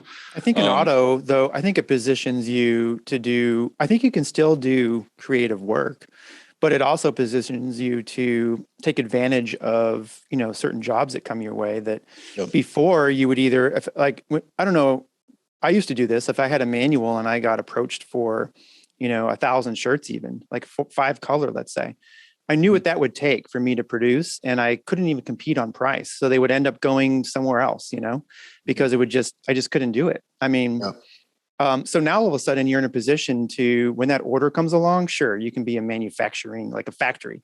You can knock out those 1,000 shirts, pay some bills, and then you can also do your creative stuff. I mean, I don't know. We sold our manual. I think Dylan, you sold yours. Are you keeping your manual? Yeah, we we were thinking, it's like, oh man, let's take the manual over there. There's still some trying to figure out I don't think you could ever get rid of your manual anyway because of how custom it is. Yeah, it's pretty nice looking. No, we're not going to get rid of it. We're going to have a manual studio here still. Again, towards the end of the year, I don't really know. I don't know what that entails. If we are just I'm tired of paying rent for both locations, let's bring, the manual over and stick it right next to the auto and all that. I don't quite know, but for the meantime, we're going to just keep both locations and, our heart is still to teach manually and try to press the limits a little bit of that's a lot easier on the auto. It's I'm going to do a manual and I'm going to teach you. And maybe because you learn this, how to print this, on your manual, it opened up a whole new, customer realm for people, I still want to do that. And we are, but we're also going to really focus on creating some really cool auto videos. That's our big focus for this next year, as far as the YouTube side of stuff, and video and photo content. A lot of that's going to be geared towards, what it's like to transition from manual to auto, right? Because there's not very much information out there. And so we kind of just want to show, our perspective and kind of what we're going through and some of those bumps and bruises and hopefully how you can avoid them, type idea. And then we also want to, give our spin on, here's a screen printing 101 playlist of, start to finish in a manual shop. I know that there's a lot of channels out there that have done that, Rhinet and Catspit have those. And, in the last couple of years, Lee's put out a ton of videos on, some really cool stuff. And, we just wanted to do our version of it, our perspective. And so we wanted to keep the manual set up, exactly like it is over here in this space for at least this year and see how that plays out. Now, this is where I think you were terrified, Jonathan, of doing this. Is I want every single detail on spill the beans and how you got involved with Anatol and why that machine and everything. Oh, okay. Well, I'll share some. Yeah, that's okay. We'll get the rest out of you. Yeah, you get good friend privilege. I'll send you a text. We'll talk later. Okay. Yeah. So, man, I can share some of the stuff that we haven't really we didn't share on our an announcement video with Anatol, or a little bit of the behind the scenes of kind of these last few months have been nuts, to say the least. But I actually, was like, working with Ryan like, all right, these are our people. Like, it seems like everybody that works with Ryan when they go auto, they just go to rock, right? Like, because a lot of people still think that they're the same company, and they're absolutely not. Two complete separate companies. Ryanet deals with manual screen printing. Rock is 100% automatic, and there's a separation, and people don't realize that. Well, Ryanet's a distributor. Correct. They're selling products. They're not making anything except for now. Well, they make their press. They make some stuff. They bought Riley, and now they're making the Rileys and all that other stuff. But I'm saying, for the most part, they're where you go to buy inks and supplies and all this other stuff. Yep. So the presses that they were selling at one point were Rocks. So that's kind of where that whole everything is green. So it's kind of like it's really hard to distinguish. Yeah, and funny enough, like Long Beach, the year I met up with you, Dylan, and Andy, I had a very small conversation with Andy. He actually complimented me on my rug under my press. I remember that. You're probably like cut him like, deep. oh, typical like compliment. You've heard it 1,000 times. I couldn't come up with something better. No, I love it. Most people give us crap about it. Yeah, they're like, oh, don't you got ink on it? It's like, yeah, it's underneath a press. Like, it happens. But again, we polished it to where you don't see it. Up the brightness. I'll say half of it's in Photoshop. Oh yeah. But that was actually the year that Rock separated from Ryanet. At that show, they separated. And so there are two different companies. So, a lot of people were looking at us as like, oh yeah, of course, we still get the thing, or what we did up until our announcement of like, oh yeah, I can't wait to see that Rock in that press or in the studio. And I was like, I actually did. I put a down payment on a Rock. People don't know that. And I did. And if you can imagine the craziness of like, oh, okay, I'm jumping in this auto realm. I'm trying to figure stuff out, having, phone conversations of, how many flashes do I need? Should I go bigger? Should I get a smaller press? Like, all these conversations. And in the midst of like talking with Rock and getting, like trying to figure stuff out, we were approached by Anatol, and we were approached in a manner of, we absolutely love you guys. We love the content you guys have created over the years. We've been huge fans of you guys. What do you think about, starting, a conversation of what that could look like, and putting, our equipment in your new auto shop? And so, so we entertained that conversation. And, again, I was super like green. I don't know what I was doing. I still don't. You guys probably feel that way in a lot of areas too. But like, I was just, just talking a lot to a lot of people. Of just like, hey, like, what's the benefit of going with Rock? What's the benefit of going with Anatol? I know you guys run M&R, and I didn't, I kind of heard through the grapevine that it'd be hard to even get a press in my timeline. So that wasn't even an option, kind of option thing. But really I was like, man, what's going to best fit our needs? We've had a lot of people just kind of goofing around here lately. It's like, yeah, so like, what team are you? Like, wait, you got Ryanet, Team Green, right? You got Anatol, Team Red. And my response is, we're Team Gold, baby. Like, whatever company wants to get behind what we're doing, it's our family. That's realistically what you should be doing. Like, you're doing it right, and you're going with whoever is going to support you the best and who's going to, be a backer. And Anatol is a really great company. Like, there's like, I'm working on some stuff with Anatol right now. Like, it has nothing to do with, I love M&R. Like, I will be blue forever. Yep. It doesn't mean I'm getting Anatol presses and all this other stuff. Like, me and Anatol, it was, I can talk about it. I don't even care. Like, I don't think it's not like a big reveal or anything, but like, I had a conversation one day with, AJ, my rep at Davis, and I was telling him how I wanted this mixer to go on top of my ink mixing table where I could just, problem is all these mixers you see people with like a drill press or like a hand drill, and if they're mixing plastisol, they put it in there and they mix it. Yeah, it mixes the ink, but then you're stuck with a drill end that's covered in plastisol. You got to clean it off and all this other stuff. I was like, I don't want to do that. I just want a mixer that sits on top of the table, put the cup in, click it in, turn the speed up, put my spatula in that I'm going to take from cup to press anyway, and mix the ink. And AJ called Anatol right then and there and was like, hey, like Dylan has this idea for this thing. Would you be interested in making it? And they made it. Yep. And I actually just got it like a week ago.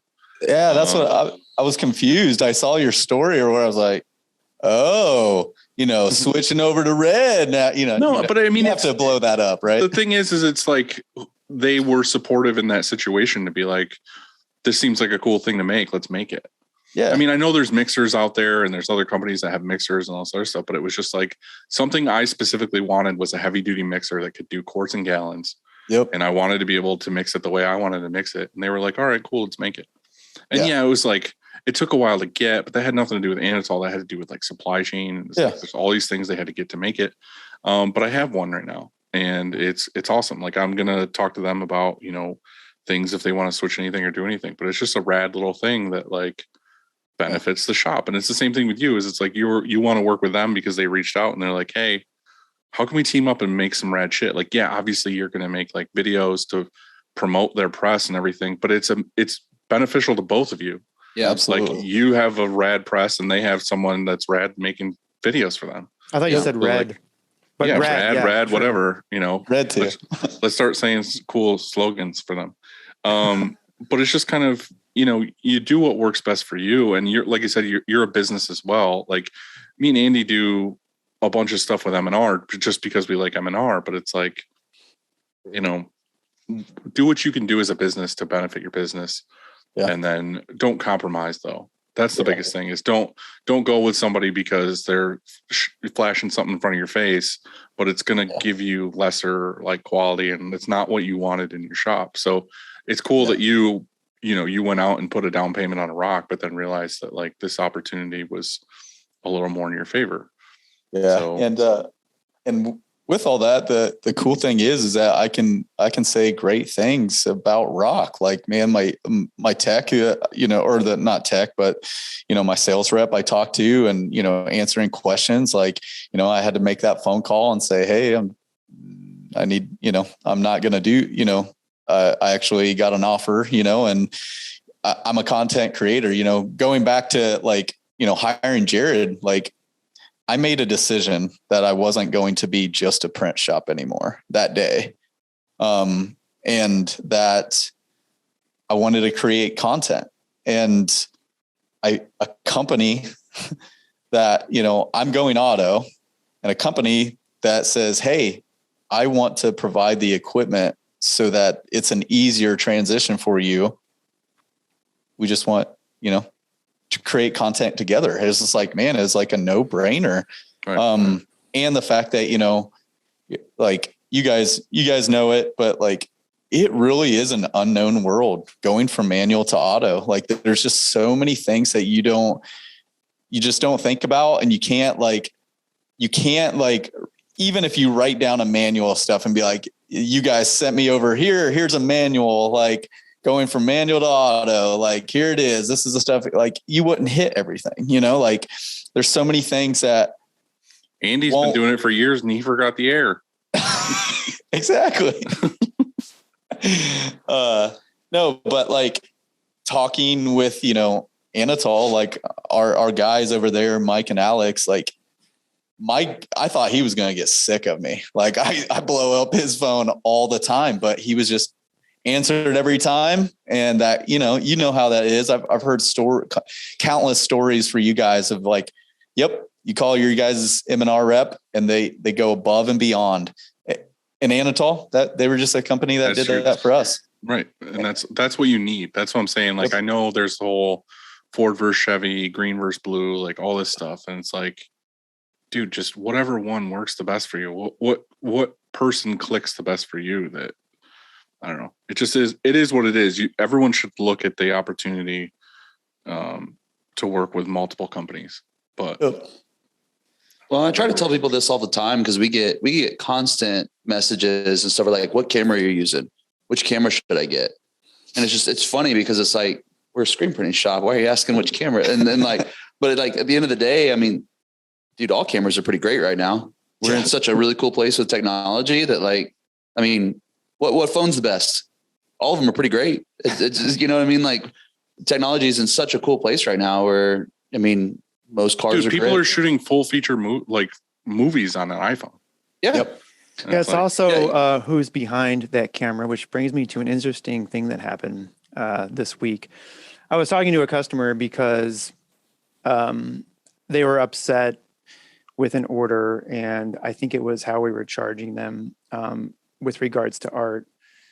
And during this conversation, they said these words. They said, "Oh, and I think it was because they were a large customer. They sort of were throwing their weight around a little bit, but they were like, everybody with a Cricut can print shirts now."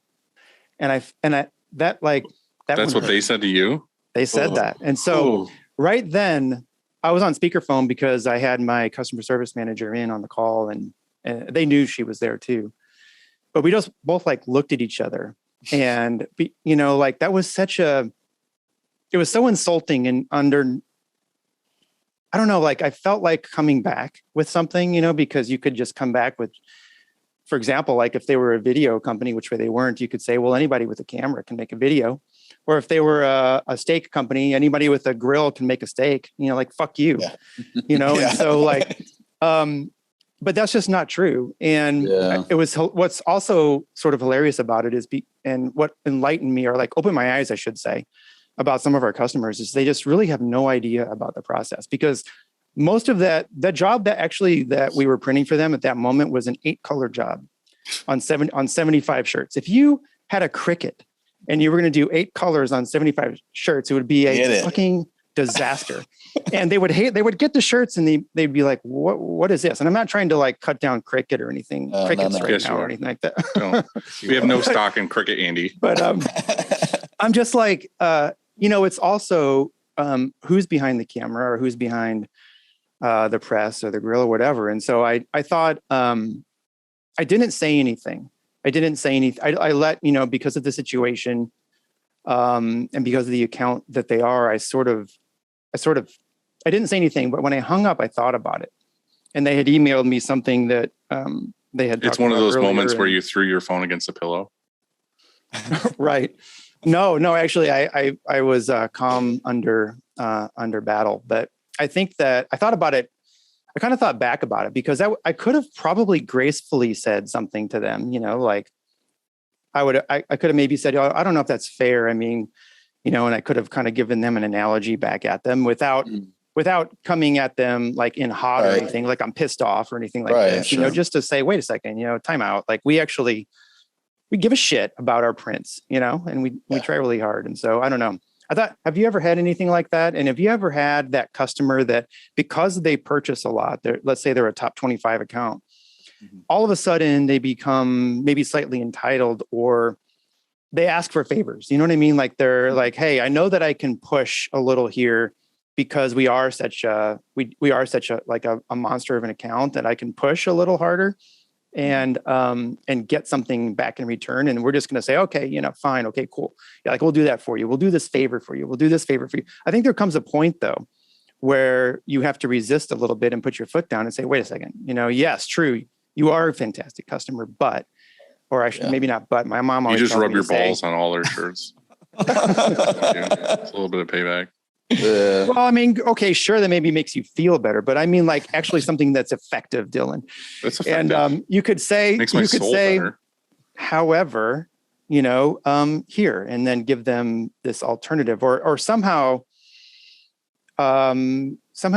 key them in on what it really does take, because I just think that, especially with prices and inflation and all this shit, well, the funny part is with a lot of that is I feel like they want to throw their weight around, but they need you just as much as you need. They don't know that all the time. And I predicted this. I thought to myself, okay, I know, but that's where you have to be like, no, or listen here, bitch. And like, that's what you should have said. It's been like, Okay, hold on. Let me take this down. right, Listen, here, bitch. Right. Write that down. No, but I predicted this. I kind of think, and this is what happens a lot. I kind of think this is what's going to happen. I think they'll probably take an order somewhere else, just because. Good. Or at least maybe price it somewhere else and then say, and then they're going to come crawling back. Exactly that. Well, you hope that's the case. In this case, I hope it is, because this was sort of out of character. It's sort of like a weird kind of thing that happened. But yeah, usually what happens, and not to say that there aren't other great printers out there, especially in St. Louis, there's plenty of them. But I just like to think that we offer just something easy. Like it's pretty easy here. And also the product looks great. And so I don't know, man. I have a feeling they're going to try another shop, and that what you hope for anyway in that scenario is that they come back here and realize that holy shit, Shirkong is fucking badass. Like that, I hope whatever shop they choose fucks their order up. So I hope they do it. I hope they do it on a Cricut. I hope so. Oh my gosh, so good. The thing is we get that all the time. Is like, oh, so and so down the street will do it for this price. It's like, why the fuck are you talking to me then? Yeah. Like, why are you even throwing that in my face if so and so does it down the street? It's because that guy sucks. Yeah. Like, you have nothing to stand on here. So like, anytime we get that question of like, well, so and so does it down the street for this price, and we're like, bye, go there. Like, we will see you in a month. Like, it's like going to the Ritz-Carlton and saying, we really want a room here at the Ritz, but Motel 6. But the Red Roof Inn is like, the price is so great. Right. Yeah. The problem is I think the worst thing that ever happened to the American consumer is the indoctrination of like, the customer's always right, that phrase. Yeah. Because it's garbage. They're never right. But they don't know that. They've been taught, if I throw a big enough fit, I'll get what I want. Yeah. Squeaky wheel. Like, I'll win. Yeah. Yep. Yeah. And I think we're all pretty like-minded in the aspect of, okay, I'll see you later. Like, I for the most part, I really, you'll try to keep a client you like, but I don't want to fight with you. Yeah. Like, but I know what you're feeling, Andy, is just like, like I should have, like, cause we think of it like the next morning, and it like, oh gosh, oh man, it just doesn't sit well with you. Yeah. Like, your soul hurts. Yeah. Let me get on the phone with them now while I have the greatest comeback, in the world type thing. No, like I've had some situations that probably, I don't know. Here's the cool thing about what we do is like, if it's printed here, like besides a few jobs, like we're usually taking photos of like people's shirts being printed and, doing some video stuff. And I have this come across quite a bit of like, if someone puts in like a rush order and like we get it done and like, it's like, oh, sweet, we got shirts in, job's done. They're in the box and shipped out. And we actually don't take any photos of their shirts. They actually say, hey, did you get any photos of that order? It's like they expect it. And that's great because that's what I want. I want them to expect it and realize that we don't have to do that. And if you actually want that every time, we provide a service, but our kind of like little nugget of wisdom that we do is we try to give people more than what, like just more of a package of just, oh, I ordered some shirts, they're going to come in. Like we give a few free photos to a lot of our customers, especially if they're, clothing brands or, people that are trying to highlight their stuff to sell it because it's free content. It's free content. For them. And like, we just printed a job here recently and I sent a text because I always ask for permission for us to be able to share it on our feed. And then I tell them that they have 100% rights to share it across on their website, whatever they want. And I sent a photo. I was like, hey, do you mind if I post this? And they're like, oh, dang, dope photo. Like they just didn't even realize like, oh man, wow, we're going to get on your guys' feed. That's cool.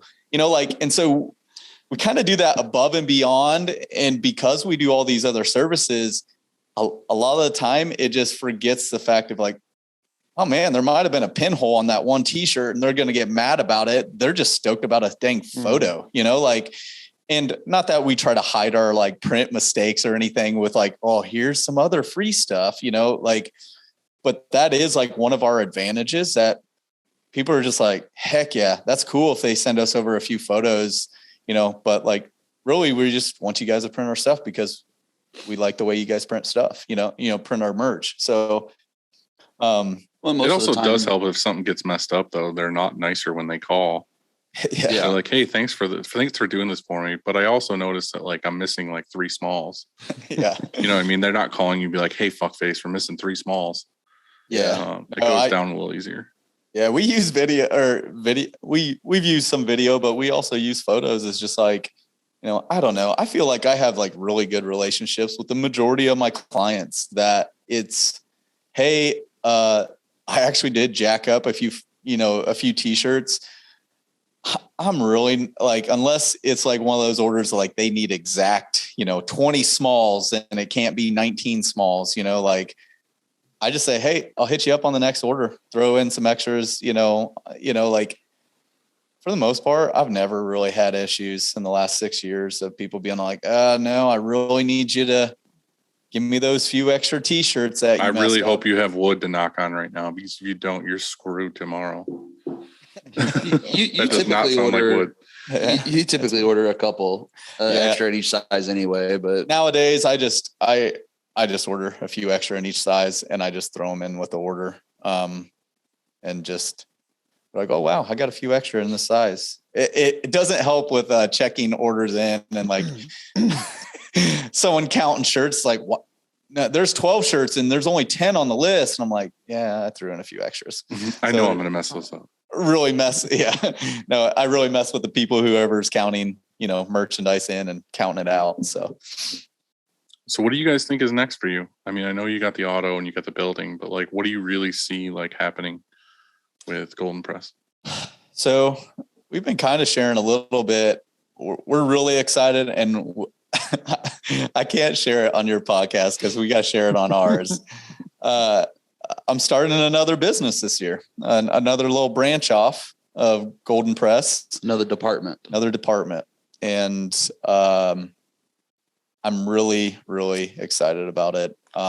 What's left? What else could you be doing? Let's guess it, Andy. Well, he had all those outlets in that apartment or the house with the grow lights. Oh, hey, yeah. man, we're not dispensary. Is Indiana? Is it legal there? No, not yet. We got plans though. No. So this is a cool factor that I haven't told you about the new space. Is so the warehouse space where full blown screen printing production is going to happen. It's 1,700 square feet. There's a basement of this building that's 4,000 square feet. The entire front to back of this building. And okay, so basements are cold.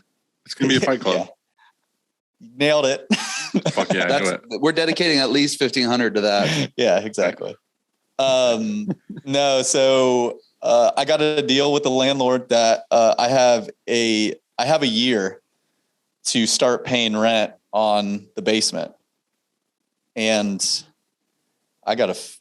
this sweetens the whole deal within rent and with this, like our whole lease is that if I pay $600 extra a month, I get 4,000 square feet of basement. So laser tag. It could happen, dude. It really could. There's some creepy rooms you can hide in. Looks like someone died. Even if you guess, I was gonna say, even if you guess it right, Dylan, they're gonna play it off. Yeah, right. They're gonna be like, yeah, right, Andy. I'm getting this shit. See, what else could it be?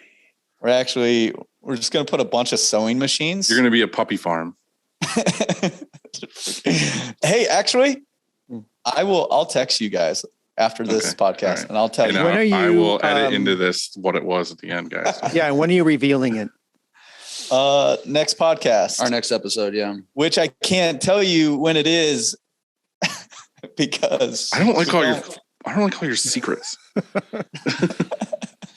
Well, that's one of those things in content creation that it is the hardest. Like people don't realize this. Lee knows about this. Lee and I, we talk quite a bit on just like, people are excited about what we do, like, and it's so hard because I'm the worst. I will buy Christmas presents in fucking November and give them to the person in November because I can't wait. Yeah. So imagine this, that I have, I have crates over in this other building that literally I opened up today because, got to get footage on it to some degree. And like I don't get to open up boxes that I get because we have to unbox stuff. And like, so it's like literally going down Christmas morning saying, can't open those yet. Not for a little while. And it's just like, but we also have to create, some hype, it's like people are excited that, we got an auto shop and people are excited about the remodel on the shop because they've seen our other shop, like it's hard, Dylan. It's really hard. That's what she First said. world problems. Well, thanks for sharing, guys. Appreciate it. Yeah, And, you're welcome. Share anything. I was what I'm saying. But hey, I have something that's incredibly boring and What? somewhat tedious, but necessary. Okay. It's something we did this week. So we got some new equipment, and I realized that probably for the past several pieces of equipment, I haven't gotten my serial numbers like together. And so we went through and created a document, or actually created a new Monday within Monday for every single piece of equipment. And we put in every single serial number. So in case something's stolen or there's a fire or whatever, and they say, hey, okay. And they're like, we're like, yeah, we had a wax machine in there. Like, did you? I say, well, yeah, check this out. I got a serial number and I have a photo of the piece of equipment. So I know and can remember, like, I don't even, if I had a list right now, everything I have here in this shop at this point, I'm sure I would leave something out, including video equipment and everything else. I mean, so we have serial numbers now of everything. That's awesome. My sister-in-law is my insurance agent, and she told me that like, realistically, with the amount of money you spend on everything in the business, you should every so often go through and like take photos of each room, or like if there's certain materials or something that you want to make sure is covered, like take photos of, even if in your house, like you should take photos of things to be like, oh, I had a fucking 80-inch TV in this room, or I had whatever. It's like, if you don't document it, they're not going to know that it was there, and you're not going to get it. But I don't think we're going to have that problem. We take photos of everything. That's true. Like, hey, you need to see. Oh, here, watch this video. Go to our YouTube channel and subscribe and watch this video so that. You just want insurance agents to subscribe to the channel? Yes. No, that's good. You guys talking about insurance. I watched one of your guys' latest podcasts, and that was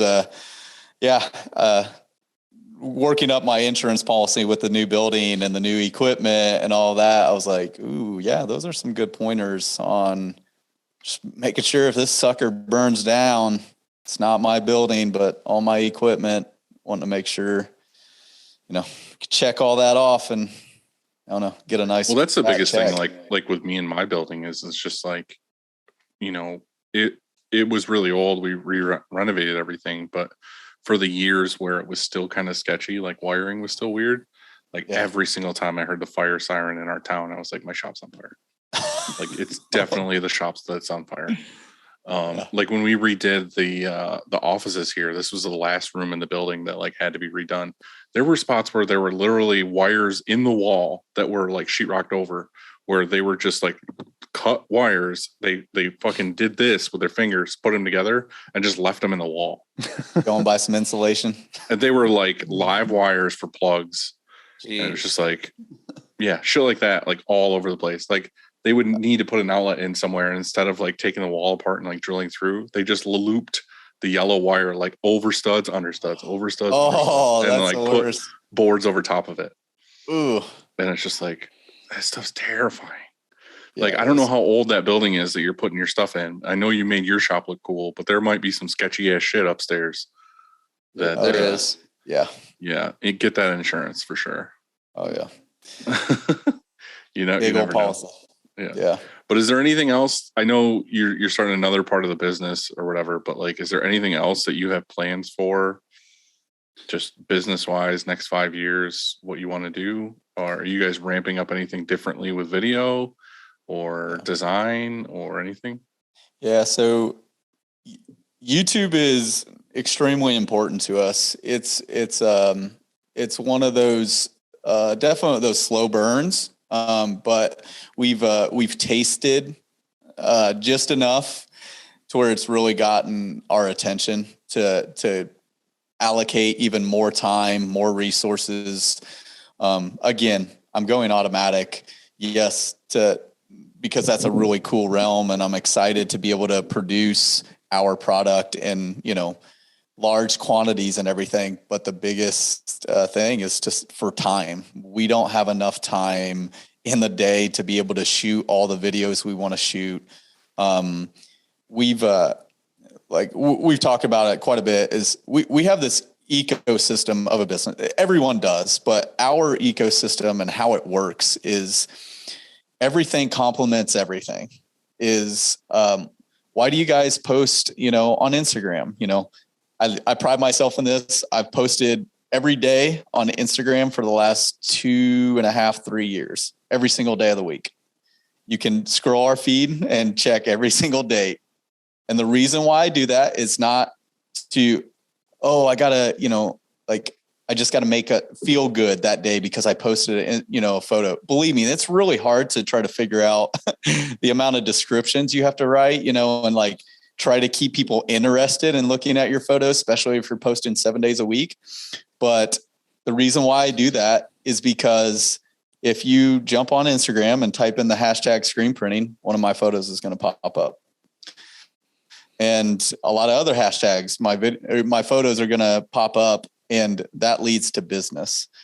I've actually had what was it? She's like a pro, like weightlifter. She printed, she's a really good client. I've printed a lot of her designs, and she orders, large quantities and all that. She found us because she jumped on Instagram and typed in the hashtag screen printing. And like, she has a massive following, and like a super wild story of like, she has a big following because she came back from an eating disorder. Yeah. And then when we got into bodybuilding and like does a bunch of really cool stuff. She competes and all that, but she's also a phenomenal artist and just wanted to sell her t-shirts. And that's how she found us. Yeah. That's and cool. So it's like, I'm not posting a photo on Instagram just to post a photo on Instagram. It's out there, it's out there for our, what's the one thing that we typically have in our hands, at all times, or in our pockets, our phone. People are on it. And so we're going to take advantage. That's why we post photos, is because people are going to, one of our largest companies, clothing companies that we work with now, the reason why they're printing with us is because of our photos. It's on the subject of social media. And I think Dylan could say the same, just like you. We were heavy in Instagram because that's where attention was for so many years, and now it's shifting. And so what I really like about TikTok, which we're fresh out of the gate with TikTok as of like 2 weeks ago. And I knew it was there. I just never had the resources to put towards it. What I like about TikTok is the algorithm for Instagram is who follows you. So, you have to, gain and grow followers, and then whoever follows you sees your posts. Well, some of them 4%. Yeah, not the reach is definitely different and has changed. It didn't used to be like that. Right. But what's neat about TikTok is its algorithm is based on interest. And so if like you just said, okay, well, I'm going to have to put in hashtag screen printing or whatever to find you. Now with TikTok, it's what you're shown in this feed is algorithm based off interest. So I think that's really cool. Yeah. So if you have this screen printing, whatever story, it's kind of like story, right? And so whatever you have in there, that'll pop up based on interest. And so you have the ability anyway to be seen by a tremendous amount of people, and they don't even have to be following you. Right. Yeah. It's kind of neat. Are you guys focusing on TikTok or anything? It's going to be something that we put a little more time into. I haven't I haven't done as much as I need to on it. I'll say that. I've posted a handful of videos, but they were rehashes of Instagram reels or whatever that we kind of made. And they were okay. They didn't really like perform fantastic, but because the videos on TikTok are very different than videos on, YouTube or Instagram. Jonathan, are you a good dancer? No, not really. That's about to change. Yeah, we'll do whatever it takes. No, no, that's the spirit. That's been a conversation that we've had of just like, it's a little frustrating right now with the way that the algorithm on Instagram has drastically shifted in the last little bit. It's hurt us quite a bit. We're actually dealing with a bit of a shadow ban on Instagram right now. We saw our engagement kind of, drop by pretty aggressively. We're going from, 800 to 1,000 likes a photo to 150. Just because of some of the changes that they've made and the shift into the stupid, reels, which I think reels are really cool. And I think there's a way to use them, but the stupid ones that, hit 2 million views, 3 million views off of, just because this audio is trending. And some of it's like, that's cool. I'm glad you got that many views. I'm not going to do that. Yeah. And so we've had to kind of make a decision on, I fully agree with you on that. What's going to stay true to our brand versus what's going to get the most eyes on it. And I think there's a balance there, and we're trying to fight through that right now. Yeah. Cause through all the different social media options. Like, again, we try to be creative, if there's a trend that I think we could jump on and like just totally blow it out of the water, of course we're going to jump, we would do it, but we would do it our way. We wouldn't, it's just so hard. We'll just continue doing us. But again, it's not even about, oh man, that video got, is trending. We blew up, because it's not that. It's just every day we post something is another day for people to see what we do and hopefully want to use us for those services. That's the hard part, is like you said, is like, you want to be true to yourself and you want to not like sell out on something. But the truth of it is that, just like you said, like, you make a post a day so that you stay current in screen printing hashtag. Yeah. And it's like, I don't want to fucking do TikTok. Like, I don't at all. I want to burn that fucking thing to the ground. Like, I don't want to use it. Why? But I also feel just curious, like, why?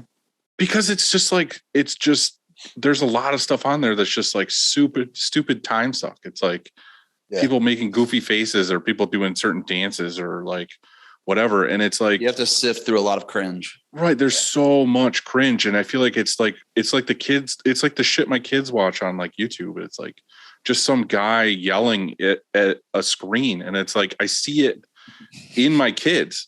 You know what I mean? Like, Jonathan, you have kids, and it's like, if all they're doing all day is watching some stupid kid play Minecraft, and the guy, every time something pops around the corner, it's like over dramatic, like, oh my God. And it's like, I see my kids acting that way in real life. You know what I mean? Like, they're walking around the house, like narrating their fucking steps down the hallway.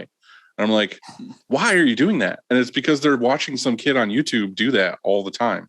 And it's like the same thing with TikTok. I feel like there's so much stuff where it's like, I had a conversation with Chessie from Squeegee and Ink about TikTok, because she's like really good with TikTok. And I was like, same thing. I told her, I was like, I really don't want to do TikTok, but like, if I was to do TikTok, like, what should I do? And she's like, well, the hard part is like, on TikTok, they really want to like see a person and have like a story with that person. So like, if you want to be good at it, you should be on camera all the time with the things that you want to do. And I'm like, I don't want my fucking ugly mug in every single video. I would love that. I have to. Yeah, I know you would too. I'm just saying that, like, if I was like, oh, hey, this is me doing this thing, and I'm like, oh, I would like, watch the shit out of that. I don't want to do that, because it's not what's happening.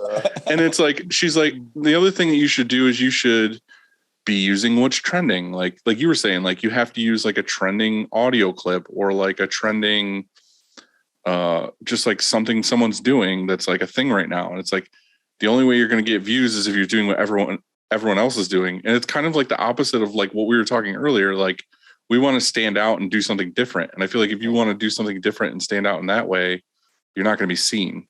Right. Yeah. So it's kind of like, I love Instagram because I love the DM factor because I talk to like all my friends. It's for me, it's like AIM was, where it's like I hop on, Yeah, exactly. I can see who's on, and I can talk to who I want to talk to. Yep. But the other part is it's just like a great portfolio. It's like, here's everything I posted that I'm proud of in order. And, you know, this is, if you want to see what our company's about, just scroll through our Instagram. Well, I have, my position is that Instagram is fading, much like Facebook did, although Facebook's back with groups, I suppose.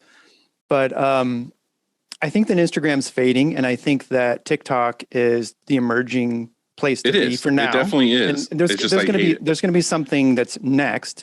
But and I think you can stay true to yourself and be on TikTok. I think that you should be posting on TikTok at least once a day, just like Jonathan said, he posts once a day on Instagram. And I think that if you create content that works and that works for your shop, and you can stay and be, you know, true to yourself, then you would stand out on TikTok. And it's just another way to, that is if you're looking to market. If you're looking to market your company and build your brand, then you should absolutely 100% undeniably be on TikTok. You can't argue. And I agree with you in the marketing sense, but there's also how much time and resources do I want to put into that? But like you said, like you're getting business from it. So, and we're a social media, like our entire existence was reliant on social media from the beginning. Because like that's when I first started, was like MySpace, and then I went to Facebook, and then I went to Instagram, and so on. And it's like all of our business are from those sites. Yeah. Because I'm in a shit small town. Like I would say most of our business that's come our way because of Instagram, I don't even know about. Yeah, sure. There's people here and they're at our counter, or they email us or DM us or whatever they do, which, by the way, I hate being DM'd on Instagram for an order. Because you're like, oh my god, that's the worst. This is just, I have an automated thing where I just click and it says like email me like all the info. Right. Yeah. But I mean, there's probably 10 times the amount of people that just end up here, whether they, you know, call us or email us or show up at our front counter because they saw us on Instagram, or maybe they are interested in our company and they checked us out on Instagram and they're like, okay, they're legit, I'm going to go there. And I think the same thing can be said for TikTok. You know, like there's going to be somebody that's on TikTok and they're going to be going through their thing. Sure, Kong's going to be there and going to be relevant to an extent and be authentic still, you know, and that's going to click and they're going to like, oh shit, you know, usually it's not like this impulse buy of t-shirts. That's not who we are, but all of a sudden it registers and then they go and call us. Yeah, we get it. It's one of those for us, I think, as we dabble into TikTok. I mean, I'll pull a little Gary V because I saw him I watched one of his videos the other day. And like with TikTok, like you need to do 3 to 4 videos a day with TikTok. But again, you guys tell us that we're polished.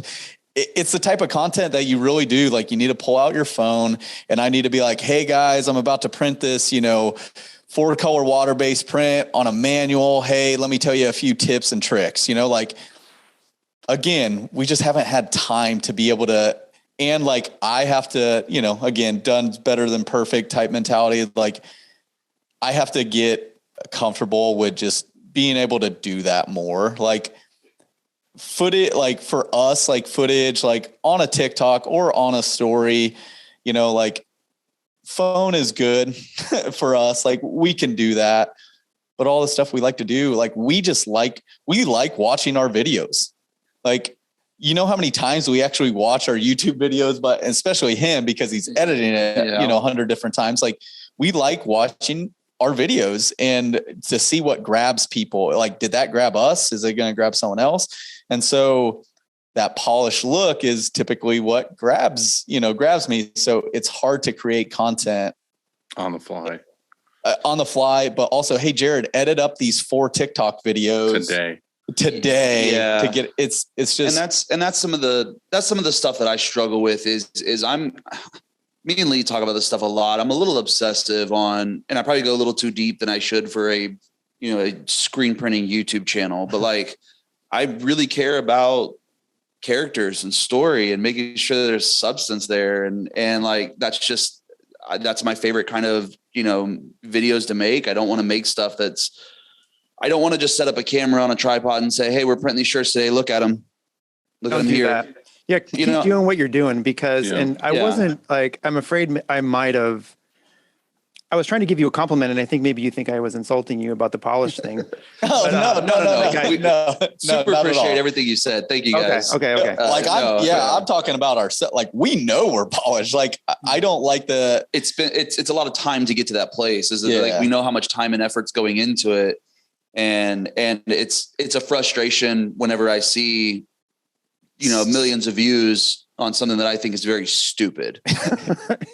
But that's what I mean is I feel like a lot of the stuff on TikTok is like, there'll be someone be like, oh, my video got 1 million views. And it's like, but it was just like a puppy walking by. Like, what does that equate to? Like, you're not getting anything from that other than 1 million people were taking a shit and they were looking at TikTok and they were like, oh, puppy.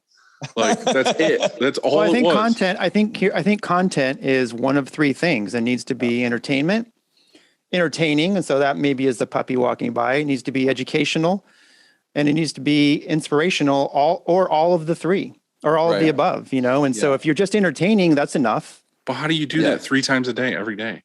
That's where it gets complicated, and that's where I pull my hair out at night. And I'm trying to figure this side of our business out. And we have long conversations about this stuff regularly. And the nice thing, and this is something, Lee constantly, anytime I talk to him, he's always talks about how frustrated he is that he does all that by himself, whereas here there's 3, now 4 of us. We got a new guy coming in who's also a creative genius, and he's a lot of fun to be around, has tons of ideas. And so like, we have guys that we can bounce, Do you like that, Dylan? Creative genius? No, I like the fact that I think you guys posted a picture of this kid, right? Yeah. Yeah. Fucking Josh screenshotted it and sent it to me and Andy and said, looks like somebody's been playing with Photoshop a picture of Dylan. Yeah. Hey, Jordan, he's straight up redhead though. So yeah, that's what I said. I was like, I don't know, man. He's pretty ginger. Yeah. Pretty ginger. The thing I was saying though is about like we have 4 guys that bounce ideas around. Yeah. And we're trying to think of those things, and we still struggle with that stuff. Yeah. So like, if you're a business and you're hearing like, oh, I need to post 3 to 4 times a day on a social media app to market my business successfully, and they have to be entertaining, educational, and inspirational. Yeah. I quit. I'm not going to do that. Yeah. My problem with it is that I guess it's kind of like there's 2 sides of respect to this. I have respect for somebody that's trying to grow their business and is trying to do something because you can tell they're trying to promote themselves. And, I applaud that. Like, hey, you're doing everything you can do, whatever. But I also have huge respect for people like Andy, where he might only post like once every 2 weeks. Yeah. But like every post is a solid, like, this is a therapy session. Yeah, absolutely. You know what I mean? Like, I have full respect for Andy in that. It's just like, I know that every post he is posting is because he's going through something or something happened. And like, he wants to show everybody this is what's going on. And this is like how I'm feeling about it. Yeah. And that's why but that's what I'm saying is like, Andy posts every couple weeks or fucking what, maybe sometimes like twice a month of like an actual I used to post. post way more, but I've just been so. Right, but I'm saying if I see an Andy post now, I know there's going to be there's going to be like 8 paragraphs underneath it. Yeah. Solid nugget of wisdom. Well, that's a quality. But you stop and you read it. Yeah. You know what I mean? And it's like every time he posts, I'm going to stop and I'm going to look at it for 10 minutes and see like what he's eating for dinner. Yeah.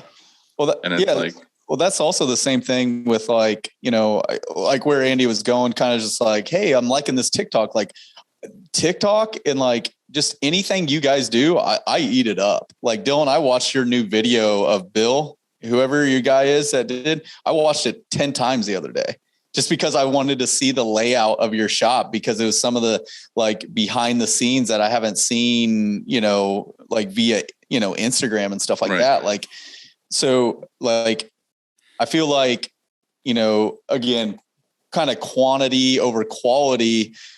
If you're listening to this podcast, I suggest if you can't do something crazy fancy and, super polished, I say get your iPhone out and literally do those 3 to 4 TikToks, do some reels, do some posts, and get your services and what you do out there. And that's a quantity thing, opposed from it's going to take us a lot longer because we're going to focus on a crazy quality. Right. We're really going to map out the intention of why I said this and why this looks this way. And I struggle because I kind of to some degrees, I kind of want to be like, man, let's just bust out 4 videos and just throw them out there, but that's the business owner part. That's not, right. Yeah. Jared might feel totally different from you because he's in the space of, I want to make quality content. You're in the space of the owner where I feel like only people who are owners are going to have that feeling. And it's I have it too, where there's things that happen here and I'm, my staff might be like, hey, we're at max, man. We don't need any more work. We're whatever. But the business side of me is just I've been through dark days and I know what it's like. I'm not turning shit down. Yeah. You know what I mean? And it's not the best thing you can do, but it's also just that instinctual thing in the back of your mind of yeah, but I could do this and we could get more. And I would be less stressed because I know I've got more than enough work for my staff to do. And the setup you guys have though is really, it rules, because if you are a shop owner operator, one man, one woman show, as you both know, creating content is just that you have to be creative, because I come in here some days and I'm like, okay, fuck, I'm going to make 8 stories and it's going to be so killer. And I've got it'll be fun and all this. Next thing I know, I'm solving this crazy problem, which actually would make a decent story, right. But I am not in the creative zone. I've got to get this done because we're, shredding money right here. And I'm It's raining shit in my mouth. This sucks, this problem. And the last thing I want to do is pick up my phone. I would love to see a video of shit raining in your mouth. That's what it feels like. I had a rough week, guys. But the last thing I want to do is pick up my phone and say, oh, this is fun. I get to be this creative in this zone of creativeness. Instead, I'm I don't know. I'm business. I'm in the business zone. It's funny. Really there was a video that Superior Inc. posted on I think it was Instagram a little while ago, where they were like, hey, we want to show you guys this is exactly what we're talking about. They're like, hey, we know we show you guys all of our good stuff, but here's some bad stuff. And then it was clips of the day of oh, our our air compressor stopped working. And then it was them walkie-talking back and forth. And it was oh, now Dom has to go from there to an issue on press. And then it shows him back with a walkie-talkie figuring out the air compressor. And then it's now we're back to the press with a different issue. And it's that's truly what it is for us. All day long is we might print 30 jobs a day or 40 jobs a day, but I might not see a single one of them because I'm ordering this, or so-and-so needs help with this, or the router's out, or oh, I got to go make a delivery or whatever. And it's I don't have time to sit here and be need to make 4.5 TikToks today. And, I love the half one. Yeah. It's just I don't have time to be a bubbly on camera and be check this printout. It's it's not in the cards, dude. It's yeah. And that's something that we fight through quite a bit, the benefit, like you were saying, Andy, of our setup. And I definitely had to push Jonathan sometimes where he's dealing with some stuff, or, we're in the middle of shooting a video and we'll have family call and, emergencies happen. Literally last week, my wife, I don't know if you guys know, but my wife was pregnant with twins. And it was a long road to get to that place. We've been dealing with a lot of fertility stuff. And anyway, she was just going to a normal doctor's appointment. We were at about 35 weeks and we're in the middle of shooting a video for, our channel. And then I got a call on my phone and it was her. And she was like, hey, they're not letting me leave the hospital. There's some kind of test that they didn't like. And I was like, okay, do I need to go there? And my wife's just nah, it's no big deal. I'll let you know in a little while what they say. And I was like, all right, are you sure? And she's like, yeah. And then, so we just I looked over, I was like, go. I was so we tried to wrap up the video where it was. Yeah. And you could I went back and watched it. And there's a good 10-minute section. I was like, what were we talking about? I don't even know where we are. Like, I see my face. I'm like over here, like he put his phone on speaker and we're just like listening. And like, you see my face, like smiling, like, oh yeah, we're shooting it. Holy shit. Yeah. And then we ended up having, not emergency, but pretty rushed C-section on Sunday. So I got brand new, baby girls at home. Oh yeah, man. All right. Congrats. Yeah, thank you. It's been Mazel tov. Love the clap. Oh my gosh. So good. Yeah. It's been a whirlwind, but that kind of stuff happens a lot where like Jonathan's, brand new baby as well. And he'll be like, in the middle of shooting a video, it's like, and his wife will call and something happened and he's got to go. Yeah. Didn't his, or her, I can't remember, whatever they were in fell over or something on its side. Yeah. Like that? Had a little, it was just like a bouncy seat. My daughter she was in it and she was on, like, we set her up on the dining room table, as my wife's wrangling my other two boys. And, my middle child, Hatteras, his middle name's Wild. If that didn't put anything in perspective, he lives up to it. He does. He ran over, bumped the table, and the thing actually fell off the table 4 foot from, table to the ground. But wife intuition, mother intuition, she actually, like, we just set her in it and like take her out, like she's 6 months. It's like, just pick up that little thing, that was the first time she ever strapped her in with the straps. And so because of that, prevented her from hitting her head harder. But yeah, dude, my kids have hit their heads hard so many times. Like I had that thing at the hospital where you have to like take the questionnaire of like, are you beating your kids because of how many times my kids have like fallen over. Yeah. Those are always fun. We have like hardwood staircases in our house and the kids fall down all the time. Like one time my daughter fell like from the top and like I picked her up at the bottom and I looked at her and she had like marks on her head, like where she hit steps and stuff. But then all of a sudden both nostrils started bleeding and her eyes rolled in the back of her head. I was like, we're going to the hospital. She had a concussion, but it was just like, I mean, they're kids. They're fucking crazy. They like run around shoving each other all the time. Come to find out that we found out later that my son accidentally like pushed her and she fell down the stairs. Oh, nice. But it's just like, they're kids, dude. They do crazy shit. Like you're going to end up in the hospital so many times of just like random stuff. Like my daughter broke her wrist not that long ago doing like cartwheels on the trampoline. And it's like, shit happens, dude. Yeah. So no joke, my daughter, she's, I think 7 months now, but she has been giving me a run for our money. Like I've been in the hospital with her more in the last 7 months than I have with either of my sons or you or myself. Even like it's been crazy. So like navigating that, that's that stuff that's, happening, typically behind the scenes, and we're trying to shoot videos and run businesses and make payroll. And, like that's that fight clubs in the basement. Fight clubs in the basement.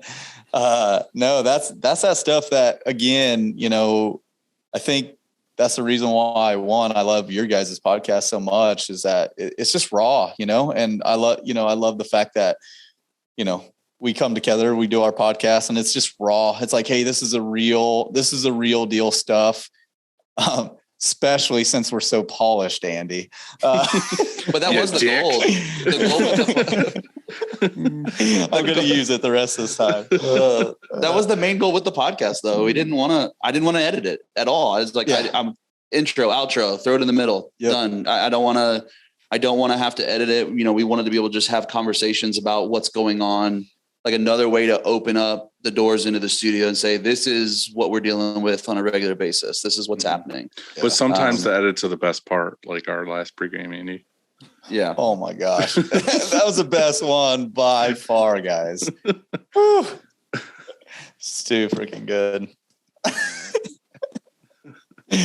All did right. you fire Andy? Is it one of your guys that edits? That's the best part, is Chad doesn't work for Andy anymore, so it's off the rails even now. Better, yeah. Yeah. I'd have to. It used to be. It used to be that I would try and influence Chad to make Dylan look bad all the time, which wasn't too hard, but and me look better. But now it's like, now it's fair game. Completely flipped. So do you guys have any questions for us? Oh, man, that was like the hardest thing in the world. I was like last week or whatever, making notes in my phone. Oh, okay. What questions should I ask? I have a few. Yes, I do wipe back to front. Good to know. Let's see. But do you reach under or around? Around. Like a normal person, right? Yeah. Yeah, thanks. Yeah, I stand up. Yeah. Yeah. I had a friend look at me like I was crazy when I told him that. I'm like, you sit down? Yeah, I can't fathom that. I'm a stand-up wiper. Yeah. Do you ever sit down to take a leak? Oh yeah. I do my 3 a.m. one. I do. Oh, for sure. I say if I don't want to turn on a light, I'm like, I don't really know where the toilet is right now. I've done that. Yeah. Not make a mess. Yeah. Yeah.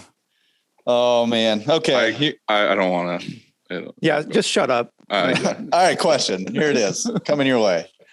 For both of you guys, I want you both to answer. If you could hand over your business to one of your employees that works for you, who would it be and why? I've talked about it many times. Have you? Yeah, because I've listened to a lot of your podcasts. Okay, I haven't listened to everyone, so I'm trying. I haven't talked to him about it on this show. Oh, cool. I'm just saying, like internally, we've talked about it a bunch of times because I'm fortunate enough to have like Chris and Brian who have been with me since like the very beginning, and they're still here. Yep. So I feel like without question of like, if something happened to me, like it's theirs because they built this just as much as I have. Like, you know, they're here every day doing the same thing with me. And it's like, there's people that think Chris owns the company. And like, there's people, you know, just because of like being on camera or like out in public or whatever. And it's just kind of like, it's a no brainer for me. Like I haven't written a will yet, but we've talked about it where like, I'm like, hey, if I write this will, like basically, unless my kids are super into it and I'm old and then my kids are like 20 something or 30 something and they work here, then maybe like the kids, but like, even then I'm like, I don't know. Like, I don't know if I should leave it to my kids because they'll like not treat it the same. Right. But I kind of just want to be like, Chris takes over, Chris and Brian can like be a partnership and take over. And then like, because, whatever. You know, I kind of look at it as like, you know, we're all family, you know, like those dudes are your family, you know, it's sure. like, I spend more time with them than I spend with my actual family. Right. Like for real. Yeah. So it's like, you know, even if your kids want to like work or they're, you know, once they get old, it's just like, yeah, you know, you know, they're going to take care of your kids, you know, like it. Yeah. The hard part with the kids thing is it's like, they didn't go through any hardships to get it. For sure. You know what I mean? Like they don't know what it takes to like do a certain thing with the shop or like, why not to take this extra risky thing because this could happen. It's like, for sure. Chris and Brian have been huffing fucking kerosene fumes with me for years. Like, you know, like they know what the tough times mean and what the good times mean. So, Right. I don't know. Andy probably has a different story. I was hoping you could forget to ask me this question, but I almost wanted to put a precursor and say you couldn't give it to Joanne, you know, but but I'll let you if that's what you're gonna do. So I'm probably gonna sound like a greedy son of a bitch. Okay. But I think my situation is different than Dylan's. I think Dylan, it definitely is. Like I think you have some of your best friends there, and I don't have any. Like, I don't have anybody that works for me that was a friend before I started this. Yeah. And I don't have any day oneers here even year oneers. I don't think, besides Joanne, don't work here or anything like that. So in other words, like I don't have anybody that was sniffing kerosene with me or whatever you were doing. Huffing gasoline. So is it that I die or that I'm retiring? Dealer's choice. Yeah, dealer's choice. Horrible. Yeah, Jack. because this is my retirement, man. And so like I have some savings, at this point, but as a small business owner, and I don't have a building like Dylan owns his building, and maybe the real estate is, that'll be his retirement. But this business is my retirement. I don't have a 401k. Like I don't work. I'm not going to get a pension because I work for the school system or something like that. I mean, this is it, and this is how I retire. Yeah. And so I'm going to need to sell it. But if I didn't need any money, let's just say tomorrow I won the lottery and I was like, fuck it, I'm going to give this business to somebody here. Then my answer is going to be, it would be everyone. And maybe a different, and don't shake your head, Dylan, fuck off. Don't give it that one. Pick one. Pick one right now and I want them to hear it. No way. I think that maybe years vested, there would be some sort of mathematic formula where years vested here, you would get a certain percentage. And then wouldn't that be cool? Because if I give it to one person, then the likelihood of failure maybe would be greater. They sell it. But it's true, right? So they could just sell it and bail and go to Florida or whatever. So I think that probably the best answer, and maybe this is a cheesy cop out or whatever it is, but I think that, and I'm always guilty of being kind of maybe too reasonable. But I would do that. I would turn it into a co-op, like, REI. I don't know if you guys go to REI, but when you go to REI, it's a co-op. It's owned by the employees. It's pretty fucking cool. And wouldn't that be neat if this company was owned by 26 at this point people, and they could have I guess voting power per how much stock they got by how many years they were here, and then they could run the company. I think I would be setting it up for success. Like it would continue beyond me for many years if I did something like that. And that's like kind of like the basis of why I even asked is like, because I know you guys are rad dudes, but like you built this business and you have those people that, is the business, like, yeah, you're the head guy, you're running your position, but you have this team. And so it's just like, I knew you guys both were just like, yeah, I'm going to invest in the people that's invested into the company. That's the reason why, which means you both are great leaders and you guys have created this DNA that people, you feel comfortable handing it off to them because they're going to do it the way you would do it. Maybe not all the ways, but you know what I mean? Like maintain the DNA of the company though. Yeah. Mm-hmm. I'd hand the business over to Jared. Screw Corey. Yeah. Yeah. See, that's the answer I was looking for. Fuck him. This dude's just had twins and he's here. Corey's not here. He's probably skateboarding or something. Freaking always so dumb. I used to skate, so I can say that. Okay. Let's see. I know this is going to be a hard one because Andy's probably going to try to like reason with it. Just you reasonable prick. If you could start a brand new business. We were just talking about this the other day. Is it on another podcast? No, just on a personal phone call. Okay, sweet. You guys are going to have some quick answers. That's not a screen printing business. What would it be? Because you both are entrepreneurs. So this new business just started or just opened in, I think it's other places too. It's called Wally's. It's like this crazy gas station with incredible food. It has 72 gas pumps. It's insane. It's like holy smokes. I don't know what it would be like the Costco of gas stations or something like that or whatever. Yeah. Have you ever heard of Buc-ee's? I don't think so. Buc-ee's is down in the I've south. heard of Stuckey's. No, it's Buc-ee's. Their mascot's like a beaver. Okay. He's got like buck teeth. They're huge in the South. I grew up in Texas, and so they're massive down there. But they're like a mall. Yeah, this is kind of what that is. It's huge, like a destination. Like you can go there and do all sorts of shit. But I said that wouldn't it be cool like if I opened that and it was sort of like a gas station truck stop thing, and then Dylan was going to give handies in the parking lot. I think that was going to be the deal, right? $5. I make way more money than you. What's the shape of your hands? That's all I'm. They're fucking bear paws. All calloused up. Oh, perfect. Yeah. Good. Got to drink a glass of milk first, spit in your hand. We're good to go. Oh my gosh. You asked me. You asked. I have a couple things that like I have always wanted to do. I'm really trying to do it. I'm just waiting at this point. Is I want to open a movie theater. Heck yeah. There's a fire station in our town that I really want to buy, but they're moving to another location, and I think it actually in our town, like historically, used to be a movie theater at one point.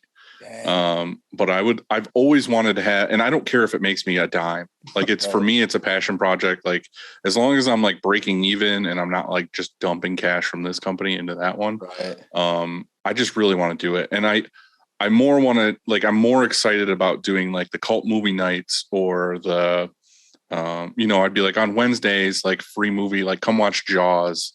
If you want to buy popcorn and a beer or whatever, I kind of want to have like a bar with like good food, and then you can take it into the theater and like watch a movie.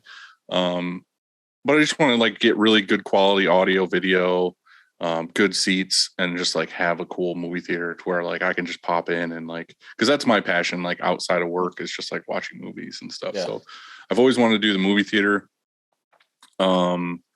Another thing, like I don't know, right now I just kind of have this urge to like start something else or do, like I love screen printing. I'm not going away from it in any way. I just kind of want this like in the background. Like I want to invest in the company. You know what I mean? I want to be like, oh, let's start a beverage thing or like a whatever. Like I just kind of want to like be a part of it somehow in the background. And that's where I was talking to Andy. I was just like, hey, what can we do that's different? And he was like, let's start a gas station mall. And I was like, I don't really know. But yeah, that's my answer. Heck yeah. All right. What would you do? Another business, dude. I'm creating businesses every year. No, I know, but let's say Golden Press doesn't exist. What would you do?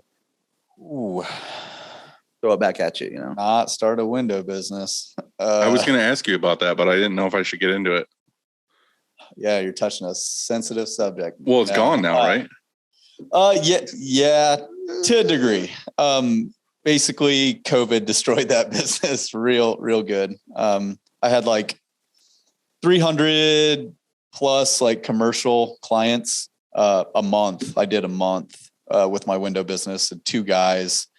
And yeah, a lot of them were restaurants. And so they just cut all services. And well, I feel like that would be the first thing you would cut if you're like tight on money is maybe it's the guy who washes my windows. No, absolutely. And like, because I bought that business and I didn't shift the business model, like after I like owned it and stuff, it really, so there's a positive out of it is that like, I really just let it go, except for I still have main clients that they call me up, residential. Like I still do a lot of residential, like houses and stuff like that, which that's really where the money's at. And they pay that day and not net 30, 60, 90. But the cool thing that I just like, I was struggling. I was like, okay, do I let this go and focus all my efforts on Golden Press, or do I try to get creative and try to keep it? And really my thought at the end of the day was, if I want to get creative on anything, I'm going to get creative on new opportunities to help Golden Press grow, because this is what I love to do. Right. I love cleaning windows still. Because I love my clients. I love the people I've met over the years. I have certain people that don't need their windows washed. They just call me and pay me to come wash their windows just to have a conversation with them, like old couples are the sweetest, like they get me donuts and bring me coffee, and like, it's awesome. So that's the reason why I still do that. But I really wanted to focus all my time and energy to Golden Press because I love what I do. But I still have some main clients that just I go and take care of, and I just run everything through Golden Press now. So Golden Press, we clean your windows also. So don't advertise that. Spit shine. Exactly. But if you were to start a different business. Yeah. And it can't be one of the ones that we have on back burners. Oh, okay. Cool. Dang, you're really making this hard. I know. What's this one? What would you do if you had 4,000 square feet? I like what you did there. Yeah, puppies. That's what we'd do. Okay. I don't know. Yeah, I have a lot of business ideas. I really do. And I really want to implement them. But since Jared's taking that away, I mean, you can give one of them. Oh, what's on the furthest back burner? Okay. You're going to laugh at this because you're going to be like, no, but it's really true. I actually want to start a clothing brand and I haven't done in a long time. This guy. But if we've been sitting on this clothing brand idea since before I started working here. It's the truth. It really is. But as you guys know, like, well, it's the same thing. It's like the mechanic who drives the piece of shit car. It's like he never wants to sit on his spare time. He doesn't want to work on his own car, so he drives a hunk of shit.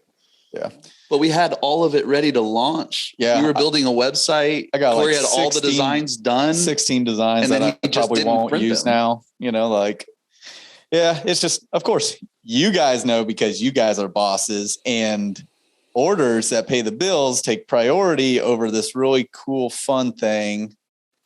However, you know, that's, you know, I'm really hoping that our new shop and being able to save time, I can invest that time into, I really want to do a clothing line. Reason being, I think I can cover each one of those areas that you need to do with a clothing line. I can produce it. I can take photos of it. I can do really cool promotional, but to jump on another aspect, since, you know, clothing is kind of, no brainer. I'm actually going to do something with coffee. I'm not like a coffee snob. I don't like have to have 3 cups a day. And, you know, I can tell you all the blends. I just, I got a company that, a buddy of mine works with, and I want to kind of do my own branch off of that. Just because I think I can make it look a lot cooler than. Yeah. You have the marketing side, and that's the hardest part. Yeah. But I'm also going to intertwine that into a little bit of what we do already too. Like, I want some, the Golden Boys. It'll be connected to Golden Press. Yeah. Like, the Golden Boys podcast. I want to be able to offer like coffee. Well, Golden Press sounds like it could be a coffee company too. It does. It does. You're welcome for that. Thank you. I didn't even know that. Jared, I'll get my checks later.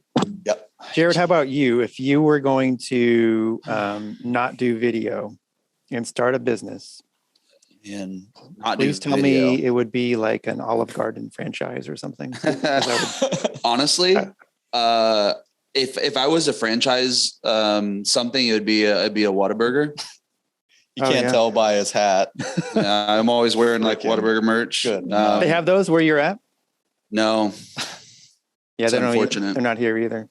Yeah, no, and I understand that like everybody's got their own like fast food place that they love, and it's funny because like it started off as kind of a joke that my family would send me like Whataburger shirts just because I moved away, and then it just like became a thing to where it's like now I have like way too much Whataburger merch, and so people think I'm obsessed with it. Which I kind of am, I guess. He wears that way more than shop shirts. No, I don't know. I don't love food, so I probably would hate the food industry. I was a cook for a while, and that was a nightmare. Man, what would I do if I wasn't doing video? So that's hard because there's a lot of things I want to do with video. Like I really want to make like documentaries and stuff. Me too. Yeah, I heard we have the same idea. Yeah. And I was telling, I talked to, I don't remember who was, maybe you were telling me about it. Yeah, but that when we first started, I was pitching to Jonathan. I was like, dude, we need to just like travel around and go hit up all these shops and like do like little mini docs on them and like give them really cool videos to post and for themselves. And like, we'll post them on our channel and show like, their like origin story and who they are and stuff like that. And then he was like, yeah, I was talking with Andy. He said he wants to do the same thing. I was like, dang it. We'll just have to do it together. Yeah. Deal. Yeah. Yeah. I was, last night we started Andy Warhol. So somebody made a docu-series on his diaries. So like, I guess what happened was he he decided to make diaries, although he wasn't going to write them. And so every morning, his life was like so nuts that every morning he would wake up and he would call this same person, this girl that he hired, and they would chat for like 30, 40 minutes. And he would talk about like his night, like this wild night that he just had. And she would transcribe it into a diary, like every single day, like of his life. And so right now they have this docuseries on him on Netflix that we started last night. We watched like 4 in a row. And I was like, oh my God, I was so inspired. I was like, oh, I want to do this. Yeah. I need to watch that. That sounds pretty rad. We always talk about here how it feels like owning a screen printing company could be like one of those shows like Pawn Stars or like straight up fucking what is it? The West Coast Choppers or something. Yeah. Where it's like, you know, the drama of a screen printing shop, but then we get into it and it's like, yeah, but then it gets to be a point where it's like there's a lot of boring days where like no drama's happening, and then it turns into like real world where they're just like making drama up to be like, oh, this shit's happening. Also, I think there should just be like a punk rock documentary of like screen printing in general. Like there's a lot of people that just don't realize like the cool opportunities and the cool things we get to do and how like related the screen printing industry and like the band industry is. And like, you know what I mean? Like we make art basically for people to sell, to make money, to live on. And it's like, there's this whole huge, like different ways to do it. And like, there should just be like a whole, like you said, like a docuseries on like how screen printing started and like where it's at now and like what's going on. I feel like we got an idea brewing. I feel like that's something that needs to happen. Yep. You would just need people that are motivated enough to make it happen. Yeah, that's true. All right. Time. You guys ready for quick takes? Lay it on us. Unless you have any shop hacks you want to do. I just wrote, I got 3. I'll make them quick. Make a list of 10 things you need to get done each day. This thing has really helped me because I know as screen printers, you know, it's like, ooh, I'm almost got this checked off, and then 20 other things land on your plate, right? And it really messes with your overall, your emotions, your attitude, all of that. And so I kept on coming home to my wife and she'd be like, yeah, so like, you know, how'd your day go? And I'm like, I would always say, I didn't get anything done. And I was like, that's bull. Like, you know, I got plenty of things done. But it just wasn't what I needed to feel accomplished for the day or whatever. So I started writing a list of 10 things, you know, as I'm sitting up at, you know, 2 a.m., 3 a.m., thinking about the next work day, you know, not sleeping, or in my case, being up with babies. Like I would just start making a list of like, hey, I'm going to try to get these 10 things done tomorrow. And even if I get 2 of them done, I put little check marks next to it. And it just proves to me that, hey, you actually got stuff done and you got a ton of other things. You just, you know, whether you put them on that list or not, like it was a successful day. And I had to do that just personally, so that I wouldn't feel like I just feel like I'm spinning my tires every day. You can always roll over the things that you didn't get done to the next day. And I do that too. So that's super simple, but for me, and I know, you know, as screen printers, like we all have the same stuff. It's like, oh, I got to order shirts. I got to mix ink. I got to do this, you know, and if you don't have someone that's their designated thing to do, then you're doing all of it. So a way for you to stay motivated. For sure. Yeah. I think that's a good hack. And I like, on my list anyway, I always have a few that are relatively easy. Yeah. You know, like, because otherwise, if they're all these like incredibly, you know, complicated things that you have to get done and you just never get to them, because you want to feel like you accomplished something. And so put a couple on there that like stretch or something. Drink water. We're supposed to drink 8 cups of water a day, which I don't. Dylan, how much water do you drink? And tea counts, by the way. It's a lot of water. Tea does count. Coffee and tea. So they used to say that tea and like coffee and tea that didn't count towards your water intake because of it's all water. Because of the caffeine in it that you know, it's kind of canceled it out, but that's changed. Dirt water. This is dirty water. Yeah. Yep. I drink tea a lot. Yeah. Yeah. So it counts. We drink Stay different hydrated, types it's of tea, important. though. I've heard we argue over tea. Sweet and non-sweet. You're sweet. Well, you're from the South, so. South Texas, as sweet as possible.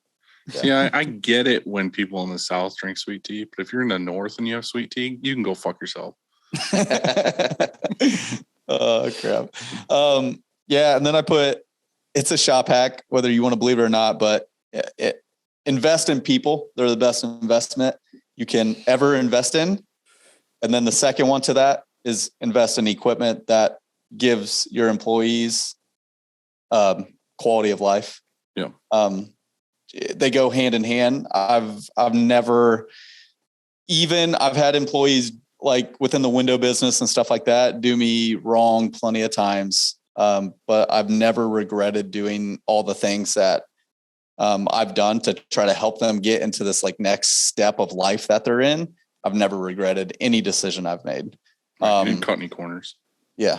So, and then last thing is buy a freaking drying cabinet for your screens.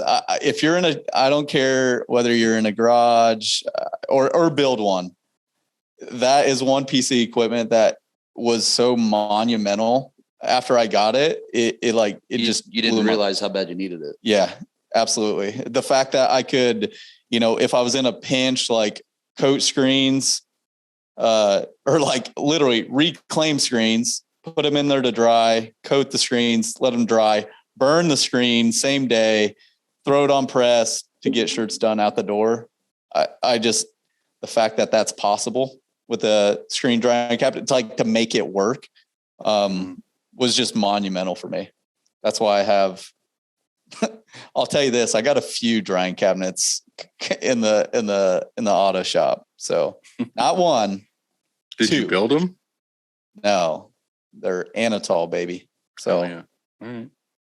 So cool. I think you got a little bit there, Dylan. He gave you a little bit. I did. You didn't notice it. Yeah, you didn't. I knew. 2 pieces of equipment. They're both the same thing, but right. That's all I got. All right. Let's do some quick takes. All right. Okie dokie. Oh, I start, don't I? Yeah. What is one thing you need every day? I've already heard all the funny answers, so I'm not going to say those. Air, water, all that. Those were good. I think just my family. Simple. I just need my family. It's, I'm trying to build something, to at the end of the day be a providing husband and you're trying to build a mini workforce for all these businesses that you start. Dude, we just figured this out the other day. How many kids we got? Between the three of us, between me, Corey, and Jonathan, there's 8 kids. Yeah, we got 8. That's a whole crew. You need. Yeah. As Lee Stewart calls it, we got a freaking baby factory happening over here. So we tell people don't drink our water. It's not good. No.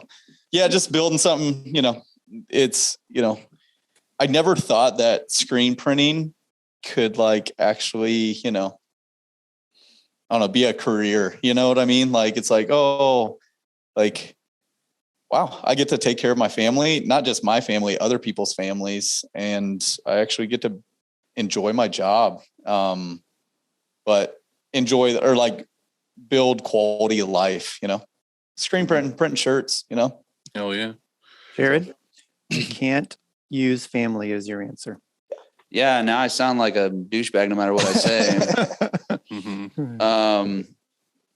Well, that's tough. Don't There's you a lot say of sweet things. tea either? Yeah. No, I have to drink more and more water and not sweet tea because I get some kidney stone action every once in a while now. Yeah, I would say the thing I absolutely need every day typically is my hard drives. True statement. Because when I leave them, it's a problem. It is. Because I work from home sometimes as well. Just with our kiddos and all that stuff. Sometimes we don't come in, and I have a setup at home that I can edit on. And there's a lot of times where I've had to make a lot of driving. I live about 40 minutes away from the studio. So yeah, like it's really fun driving to drive back to get them. back and forth just to get, something this big. Yep. That is really good. I know it sounds like a crappy answer, but it's because if I don't have my hard drives, then I can't edit videos and I don't get paid and I can't support my family. That's a good answer. Yeah. Hard drive. That yeah, you really care about. Favorite snack? Snack. I mean, mine's easy. I can answer right now immediately. Go ahead. Easter Reese's eggs. They're the perfect. It's the perfect ratio of peanut butter and chocolate. Superior to the normal Reese's cup or the Christmas tree. The eggs. So knowing that they're out only once a year, and like right now, do you buy supply for the whole year? No, because they get stale and they're bad, and it's you just have to embrace it. Yeah, but you have to eat a year's worth now. There it is, right there. That's right. The problem is you buy the bag, you toss them in the fridge, so they got that little chill on them. Mine, it's super random. Like it's not like I just bring them to the shop to eat, but Charleston Chew. You know what I'm talking about? Yeah, are you 95 years old? Yes. I don't even know what that is. Just a little rectangle of vanilla marshmallow goodness covered in chocolate. Good. You guys asked. Okay. You take your teeth out when you eat them? So you're either 95 or you're 4. Yeah. Everything Jonathan orders is like, can I get that plain and dry? Can I get cheese pizza? Dude, that's me. See, I don't put condiments on anything. Oh, that's hard. All right, where is your happy place? Jonathan's gonna say at my house with my family. With my family. He's like, no, I can't say that. Well, I haven't taken a vacation in a very long while, so I can't even say, oh yeah, just going on vacation here. I love going. Yeah, I will say that. When I am able to take a vacation, my happy place. I love the Outer Banks, North Carolina. We used to go there every year. Really?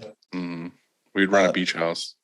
Oh, yeah. That would be a thing to own, like a beach house, just another, rent it out, Airbnb it, and, but yeah, I mean, if you didn't pick up my middle son's name is Hatteras, Cape Hatteras out in North Carolina. So was that because you like the Cape, or is that because this is where he was conceived? Probably both. No, yeah, we just love it out there. Doesn't matter. The cool thing about that, it's not like Myrtle Beach. Oh gosh, please tell me you guys don't like Myrtle Beach, because I'm gonna bash it super hard. Like Outer Banks, like there's Nag's Head, Kill Devil Hills. Literally, it's like you go down to the beach and there's like thousands of people. You get in the car, you drive 5 minutes down the road, get out, and you have the beach to yourself. It's that nice. So I agree with you. It's a nice place. Happy place. Jared, happy place. It's shifted a lot over the years. But I would say I guess the most consistent one is probably just like in the woods, as like a generic answer as could be, I guess. Peaceful. But no, that's a good one. Yeah. I grew up hunting with my dad, and, we just kind of, it didn't matter if we even got anything. It was just always going out in the woods and just. I fully agree with you. Campfire, some tea over the fire type thing. Just sweet tea. No, not hot sweet tea. I wouldn't say it's my happy place, but it's definitely something I look forward to every year, is going to my family cabin and going hunting, because there's like a lot of acres, and like there's spots you go out there where like no one has ever stepped foot out here other than like us, and it's like super quiet, and you're just like out in the middle of nowhere, and it's like it's so like no phone, no nothing. You're just kind of like sitting there looking around. It's like I love that stuff. Peaceful. Yeah, I agree with you. And especially if there's a Whataburger really close by. Yeah, afterwards. Whenever you come back, take it back to your tent. No, I mean, like, because I like doing like backpacking. I want to do like more backpacking trips and stuff. And so like, I'm about to cook this food over the campfire, and he pulls out Whataburger. Heats it up. Yeah. What are you guys watching right now? Oh, see. Jonathan doesn't watch TV. He falls asleep to TV. Yeah, I am 95 years old. I get, He's never even seen The Office. I kick back in That's my not lazy true. boy and I pop in a Werther's and I'm out. So good. Those are good too, man. No, Put on Yeah, the those Andy are Griffith good. show. Yeah. yeah. A little Gunsmoke. Man. Let's see. I have been watching some TV shows. I'm like weird. I like the medical TV shows. Like ER. I mean, I like ER. I'm watching ER. Oh, really? Like, because it's from so long ago. I know. It's a great show though. I have seen ER. Now, like there's a newer one out. It's called like The Good Doctor. There's The Resident. It's all these just hospital shows. You like the CW style shows where it's like Grey's Anatomy and shit where Doogie Howser. yeah. No, it's like that intense, like, oh man, someone's coming in on a stretcher. How you figure it out? I guess I'm like I don't know. I was like, Yeah, Grey's Anatomy. Okay, cool. You just described the plot of Grey's Anatomy. Awesome. Without all the love triangle stuff though, right? Yeah. Oh, That's the best part though. Yeah, exactly. Watching right now. Well, we have two shows going or two series going. My with my son, he's 7. We just went through the whole Avatar series. And so like we've been going through all that and he's really digging that. And so we're like going through Legend of Korra, watching that stuff with him and he's digging that. And then with my wife, she had never watched Game of Thrones. So Totally different. Totally different vibes. That's after he goes to bed. Mhm. But yeah, we were watching that while we were in the hospital with nothing to do, waiting. Had you seen it and she hadn't seen it, or are you both watching it together? Now that's pretty standard. I usually watch everything to Filter. to determine whether or not she will. And then That's a commitment, though. The Game of Thrones, isn't that like 100 hours of probably more than that? 9. Yeah, I watched it when it came out. We used to get together as a shop on Sundays at my house, and I would make like a big meal, and we would all sit around and eat the meal and watch Game of Thrones. Heck Heck yeah. Yeah, I love that. I wish we could do stuff like that, but Jonathan Hey, dude, Jonathan doesn't watch TV. Dude, we had a movie day once. I was like, oh, crap. I see everything Dylan's posting. Oh, movie nights, this and that. I'm like, oh gosh, how can I compete with this guy? And he wants to open a freaking movie theater. Not difficult. Yeah. It's every Thursday. You eat a steak. You watch a movie. God, that sounds amazing. Thing Exactly. is, It's routine. I'll just bring the kids. Yeah. It's like, oh, this one's got a bottle. Oh, that one needs her butt changed. Cool. Or we just, just leave the wives, That's what I do. Yeah. Andy, you're next. Oh, yeah, 2 autos or 10 autos. 2. Yeah. I like, from what I hear in the industry is like, that first auto, you're gonna hit that breaking point. And it's like, okay, is it time for another one? In my scenario, I'm gonna have to find another building before that's the case. But I want to keep it as kind of as small as I can, but also be able to keep up with the demand of people wanting to use us, for stuff. Yeah.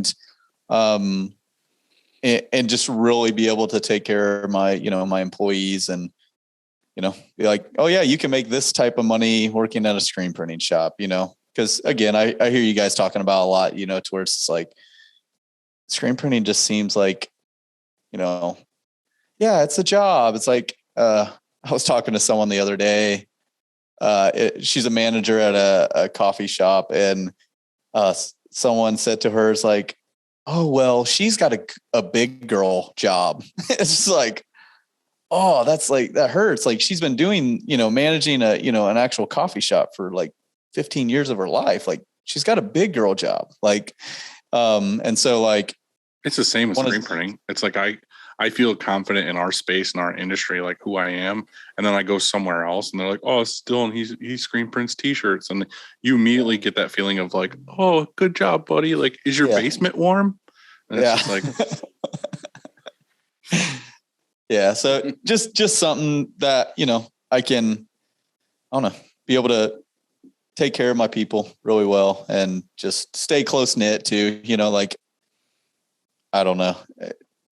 Actually, I say that, yeah, my whole dream or like my kind of vision was I wanted to open up 100 like manual shops and kind of be like, this is like headquarters and everyone, I'm able to create an opportunity for people to like come underneath and be a part of our, franchising basically. You want to make a pyramid scheme?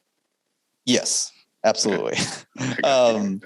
But obviously that plan has changed and it's like, it's shifted and it's good. I still kind of want that tight knit family to where when you're going to like, say we do, have a few different locations and maybe every location only has 2 autos. Then it's still manageable. It's not like, oh, I don't know that person. Like I want us to know each other and be a part of each other's lives type thing. All right. We'll see when you get there.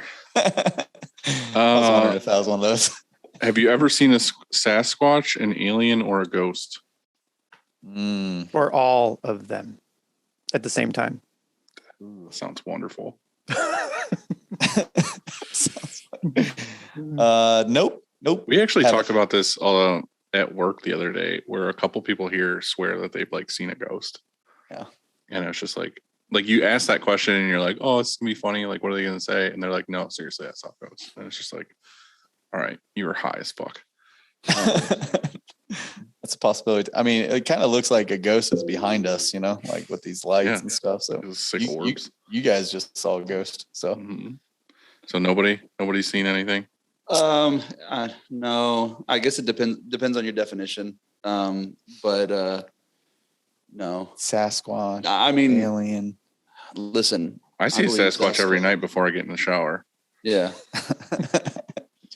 Yeah. I'll just make it easy and say no. Okay, cool. We won't judge you if you've seen something here. We want the people. No, it's not that. When I was little, I saw some things, and but I also grew up in a really like crazy strict religious household, and so like we were taught, that's what I said. It depends on your definition of ghost. Yeah. She's like, have you ever seen Amityville Horror? Yeah. Yeah. Ryan Reynolds is super sexy in that movie. All right, Andy. All right, guys, what is for dinner tonight? Whatever I feel like going and getting. Actually, I might just go home and eat some leftovers, even though I'm like a leftovers guy only if it makes sense, like pizza, pasta, lasagna. Yeah. Lasagna. Yeah, that's Jelly. good. And then did you say jelly? Jelly. I mean, who doesn't like a good leftover jelly? There's no such thing as leftover jelly. It just stays in the jar. I said chili. Chili. Oh, chili. Yes. Chili. Yeah. I heard jelly. Yeah. Chili for sure. You're like jelly. He's like, I want to contribute. No, my mom. No, my wife made some really good soup. It's called kale soup. Dylan's favorite. He loves soup and he loves kale. Yeah. It sounds super gross, but it's really good. So I have to say that there's this place right by our house that makes the most amazing kale Caesar. It's like the hottest thing. I don't know. It's probably was started elsewhere, but now in St. Louis, everywhere you go, they're making Caesar salads out of kale now. It is absolutely fantastic. So, and I like kale generally. Like I wouldn't just go and eat kale, but it's so amazing. Yeah, me either. Like it's one of those things. It's like, oh, it's soup and it's got kale in it. But it's kale is not like the focal point. All right, Dylan, I'm trying. All right, Jared, what are you going to eat that's real food? Yeah. Steak. I wish. No, cheese pizza. Not cheese pizza. Never. It's got to have all the meat on it. Listen, these things like made to rip flesh. It's just, right. It's just what they were designed for. It's not considered a meal unless it has meat on it. Yeah. No, for sure. I always tell people my favorite dessert is more ribs. So I'm that guy too. Like I would much rather have more meal than a dessert afterwards. yeah. As far as dinner right now, though, because like I said, we've been home just for a few days from the hospital. We kind of just have whatever people are bringing to us. Yeah. So I think we have, which is, it's been really nice. I think we have like some chicken Alfredo, pasta stuff chilling in the fridge, ready to get heated up. I'm excited. Yeah. Sounds wonderful. Heck yeah. Andy, what do you have in chili? Or jelly. With some jelly on the side. I think I'm just going to go with a jelly sandwich. It sounds amazing. Awesome. Actually, yesterday I made tiramisu. Dang. By myself. I went to the store and I bought the ingredients and I made God it. bless you. Yeah, so I'm just going to have that for dinner. Oh, man. Okay, cool. I need to. We all just need to go to Andy's house. I hear like all the episodes. He's like, "Oh, I'm just making stuff." I'm like, I keep buying. I don't even know what that cookbooks. is. It just sounds good. Yeah. He's just like. What are you having, Dylan? Cook. Cheese pizza. I don't know, honestly. I haven't planned for dinner. I don't think anyone's cooking dinner. I might have to order something and pick it up, or I'm just gonna have frozen burritos. Sometimes like it's good to have frozen those. They'll say they're good. Are you going to heat them up or just eat them frozen? Because Are you real? Are you a real human being? why don't you just say fucking burritos then? That's a good question, honestly. Well, because the frozen burritos are the ones that are in your freezer. A burrito could be from a restaurant. Yeah. Okay. Taco Bell. Frozen burritos are like those things like everyone knows what a frozen burrito tastes like versus like a real burrito. Yeah. Just like a tortilla with basically throw. I guess that's true. That's sort of like saying I'm getting a frozen pizza. I get it. Yeah. Instead of pizza. Okay. Yeah. That's fair. Good job. Very descriptive. All right. Good way to end. Thanks guys for coming on. Seriously though, we appreciate it. We love you. Yeah. I'm glad to see what's happening to you guys. It's happening. It's well deserved. Appreciate it. Appreciate it. I'm waiting for a text as soon as we end this on what's actually happening. I will. You just cannot. You can't have the editor like take a screenshot of it. You're gonna screenshot it. I won't. That's right. Just do a group FaceTime, and they won't record it. There you go. Yeah, same thing. Real. Congratulations. So happy for you guys. And I know we were talking about doing a shop tour here and then me coming down there too. So let's work that out sometime. You guys also have a podcast as well about screen printing. Yep. It's we keep saying screen printing plus. Yeah. Because it's but it's more just about Golden Press. It's more just a open our doors, see what we have going on. And it's really transformed into like the whole initiative thing that we started. That's really about helping out, people getting in the screen printing game and seeing if we can kind of like that print that's in your background, Andy. So if you look at that, we sold some posters and raised some money and were able to get a screen printer, a water line into their garage. Yeah. So they could, stop having frozen water hoses in their yard. Yeah. I know all about that. But yeah, like just stuff like that. That's and then it's really transformed into something awesome where the community's really gotten behind it, and now people are just sending us photos of equipment that they have, and so we've had to create a whole page on our website of like equipment where we post a photo and then have people go and nominate somebody that could use it, and so we're just helping like be like an avenue where we can like reallocate that to someone else. Yeah. And just cover the shipping cost to get it to them, and and just make sure that they can get set up. And that was just that was something that Jonathan wanted to do from the beginning, and the podcast seemed like a perfect place to make it happen. Yeah, that's cool. Yeah, good stuff. You guys know. Do more. Yeah, you guys know how monumental of a moment it is to get a new piece of equipment that like you just been changes everything. Changes. Well, it's just like you said, is like this. We get to make T-shirts, but it's also our livelihood. Yep. So for you to be able to give somebody something that changes their lives and makes their lives easier and brings income in to feed a family or other people's families, it's awesome. It's freaking cool. All right, guys. Yeah. Appreciate you guys too. You guys are legends in the industry. I don't think you guys hear that enough, but yeah, you guys are killing it. Thanks, guys. Okay. Have a good night, guys. We'll see you. Appreciate Peace. it.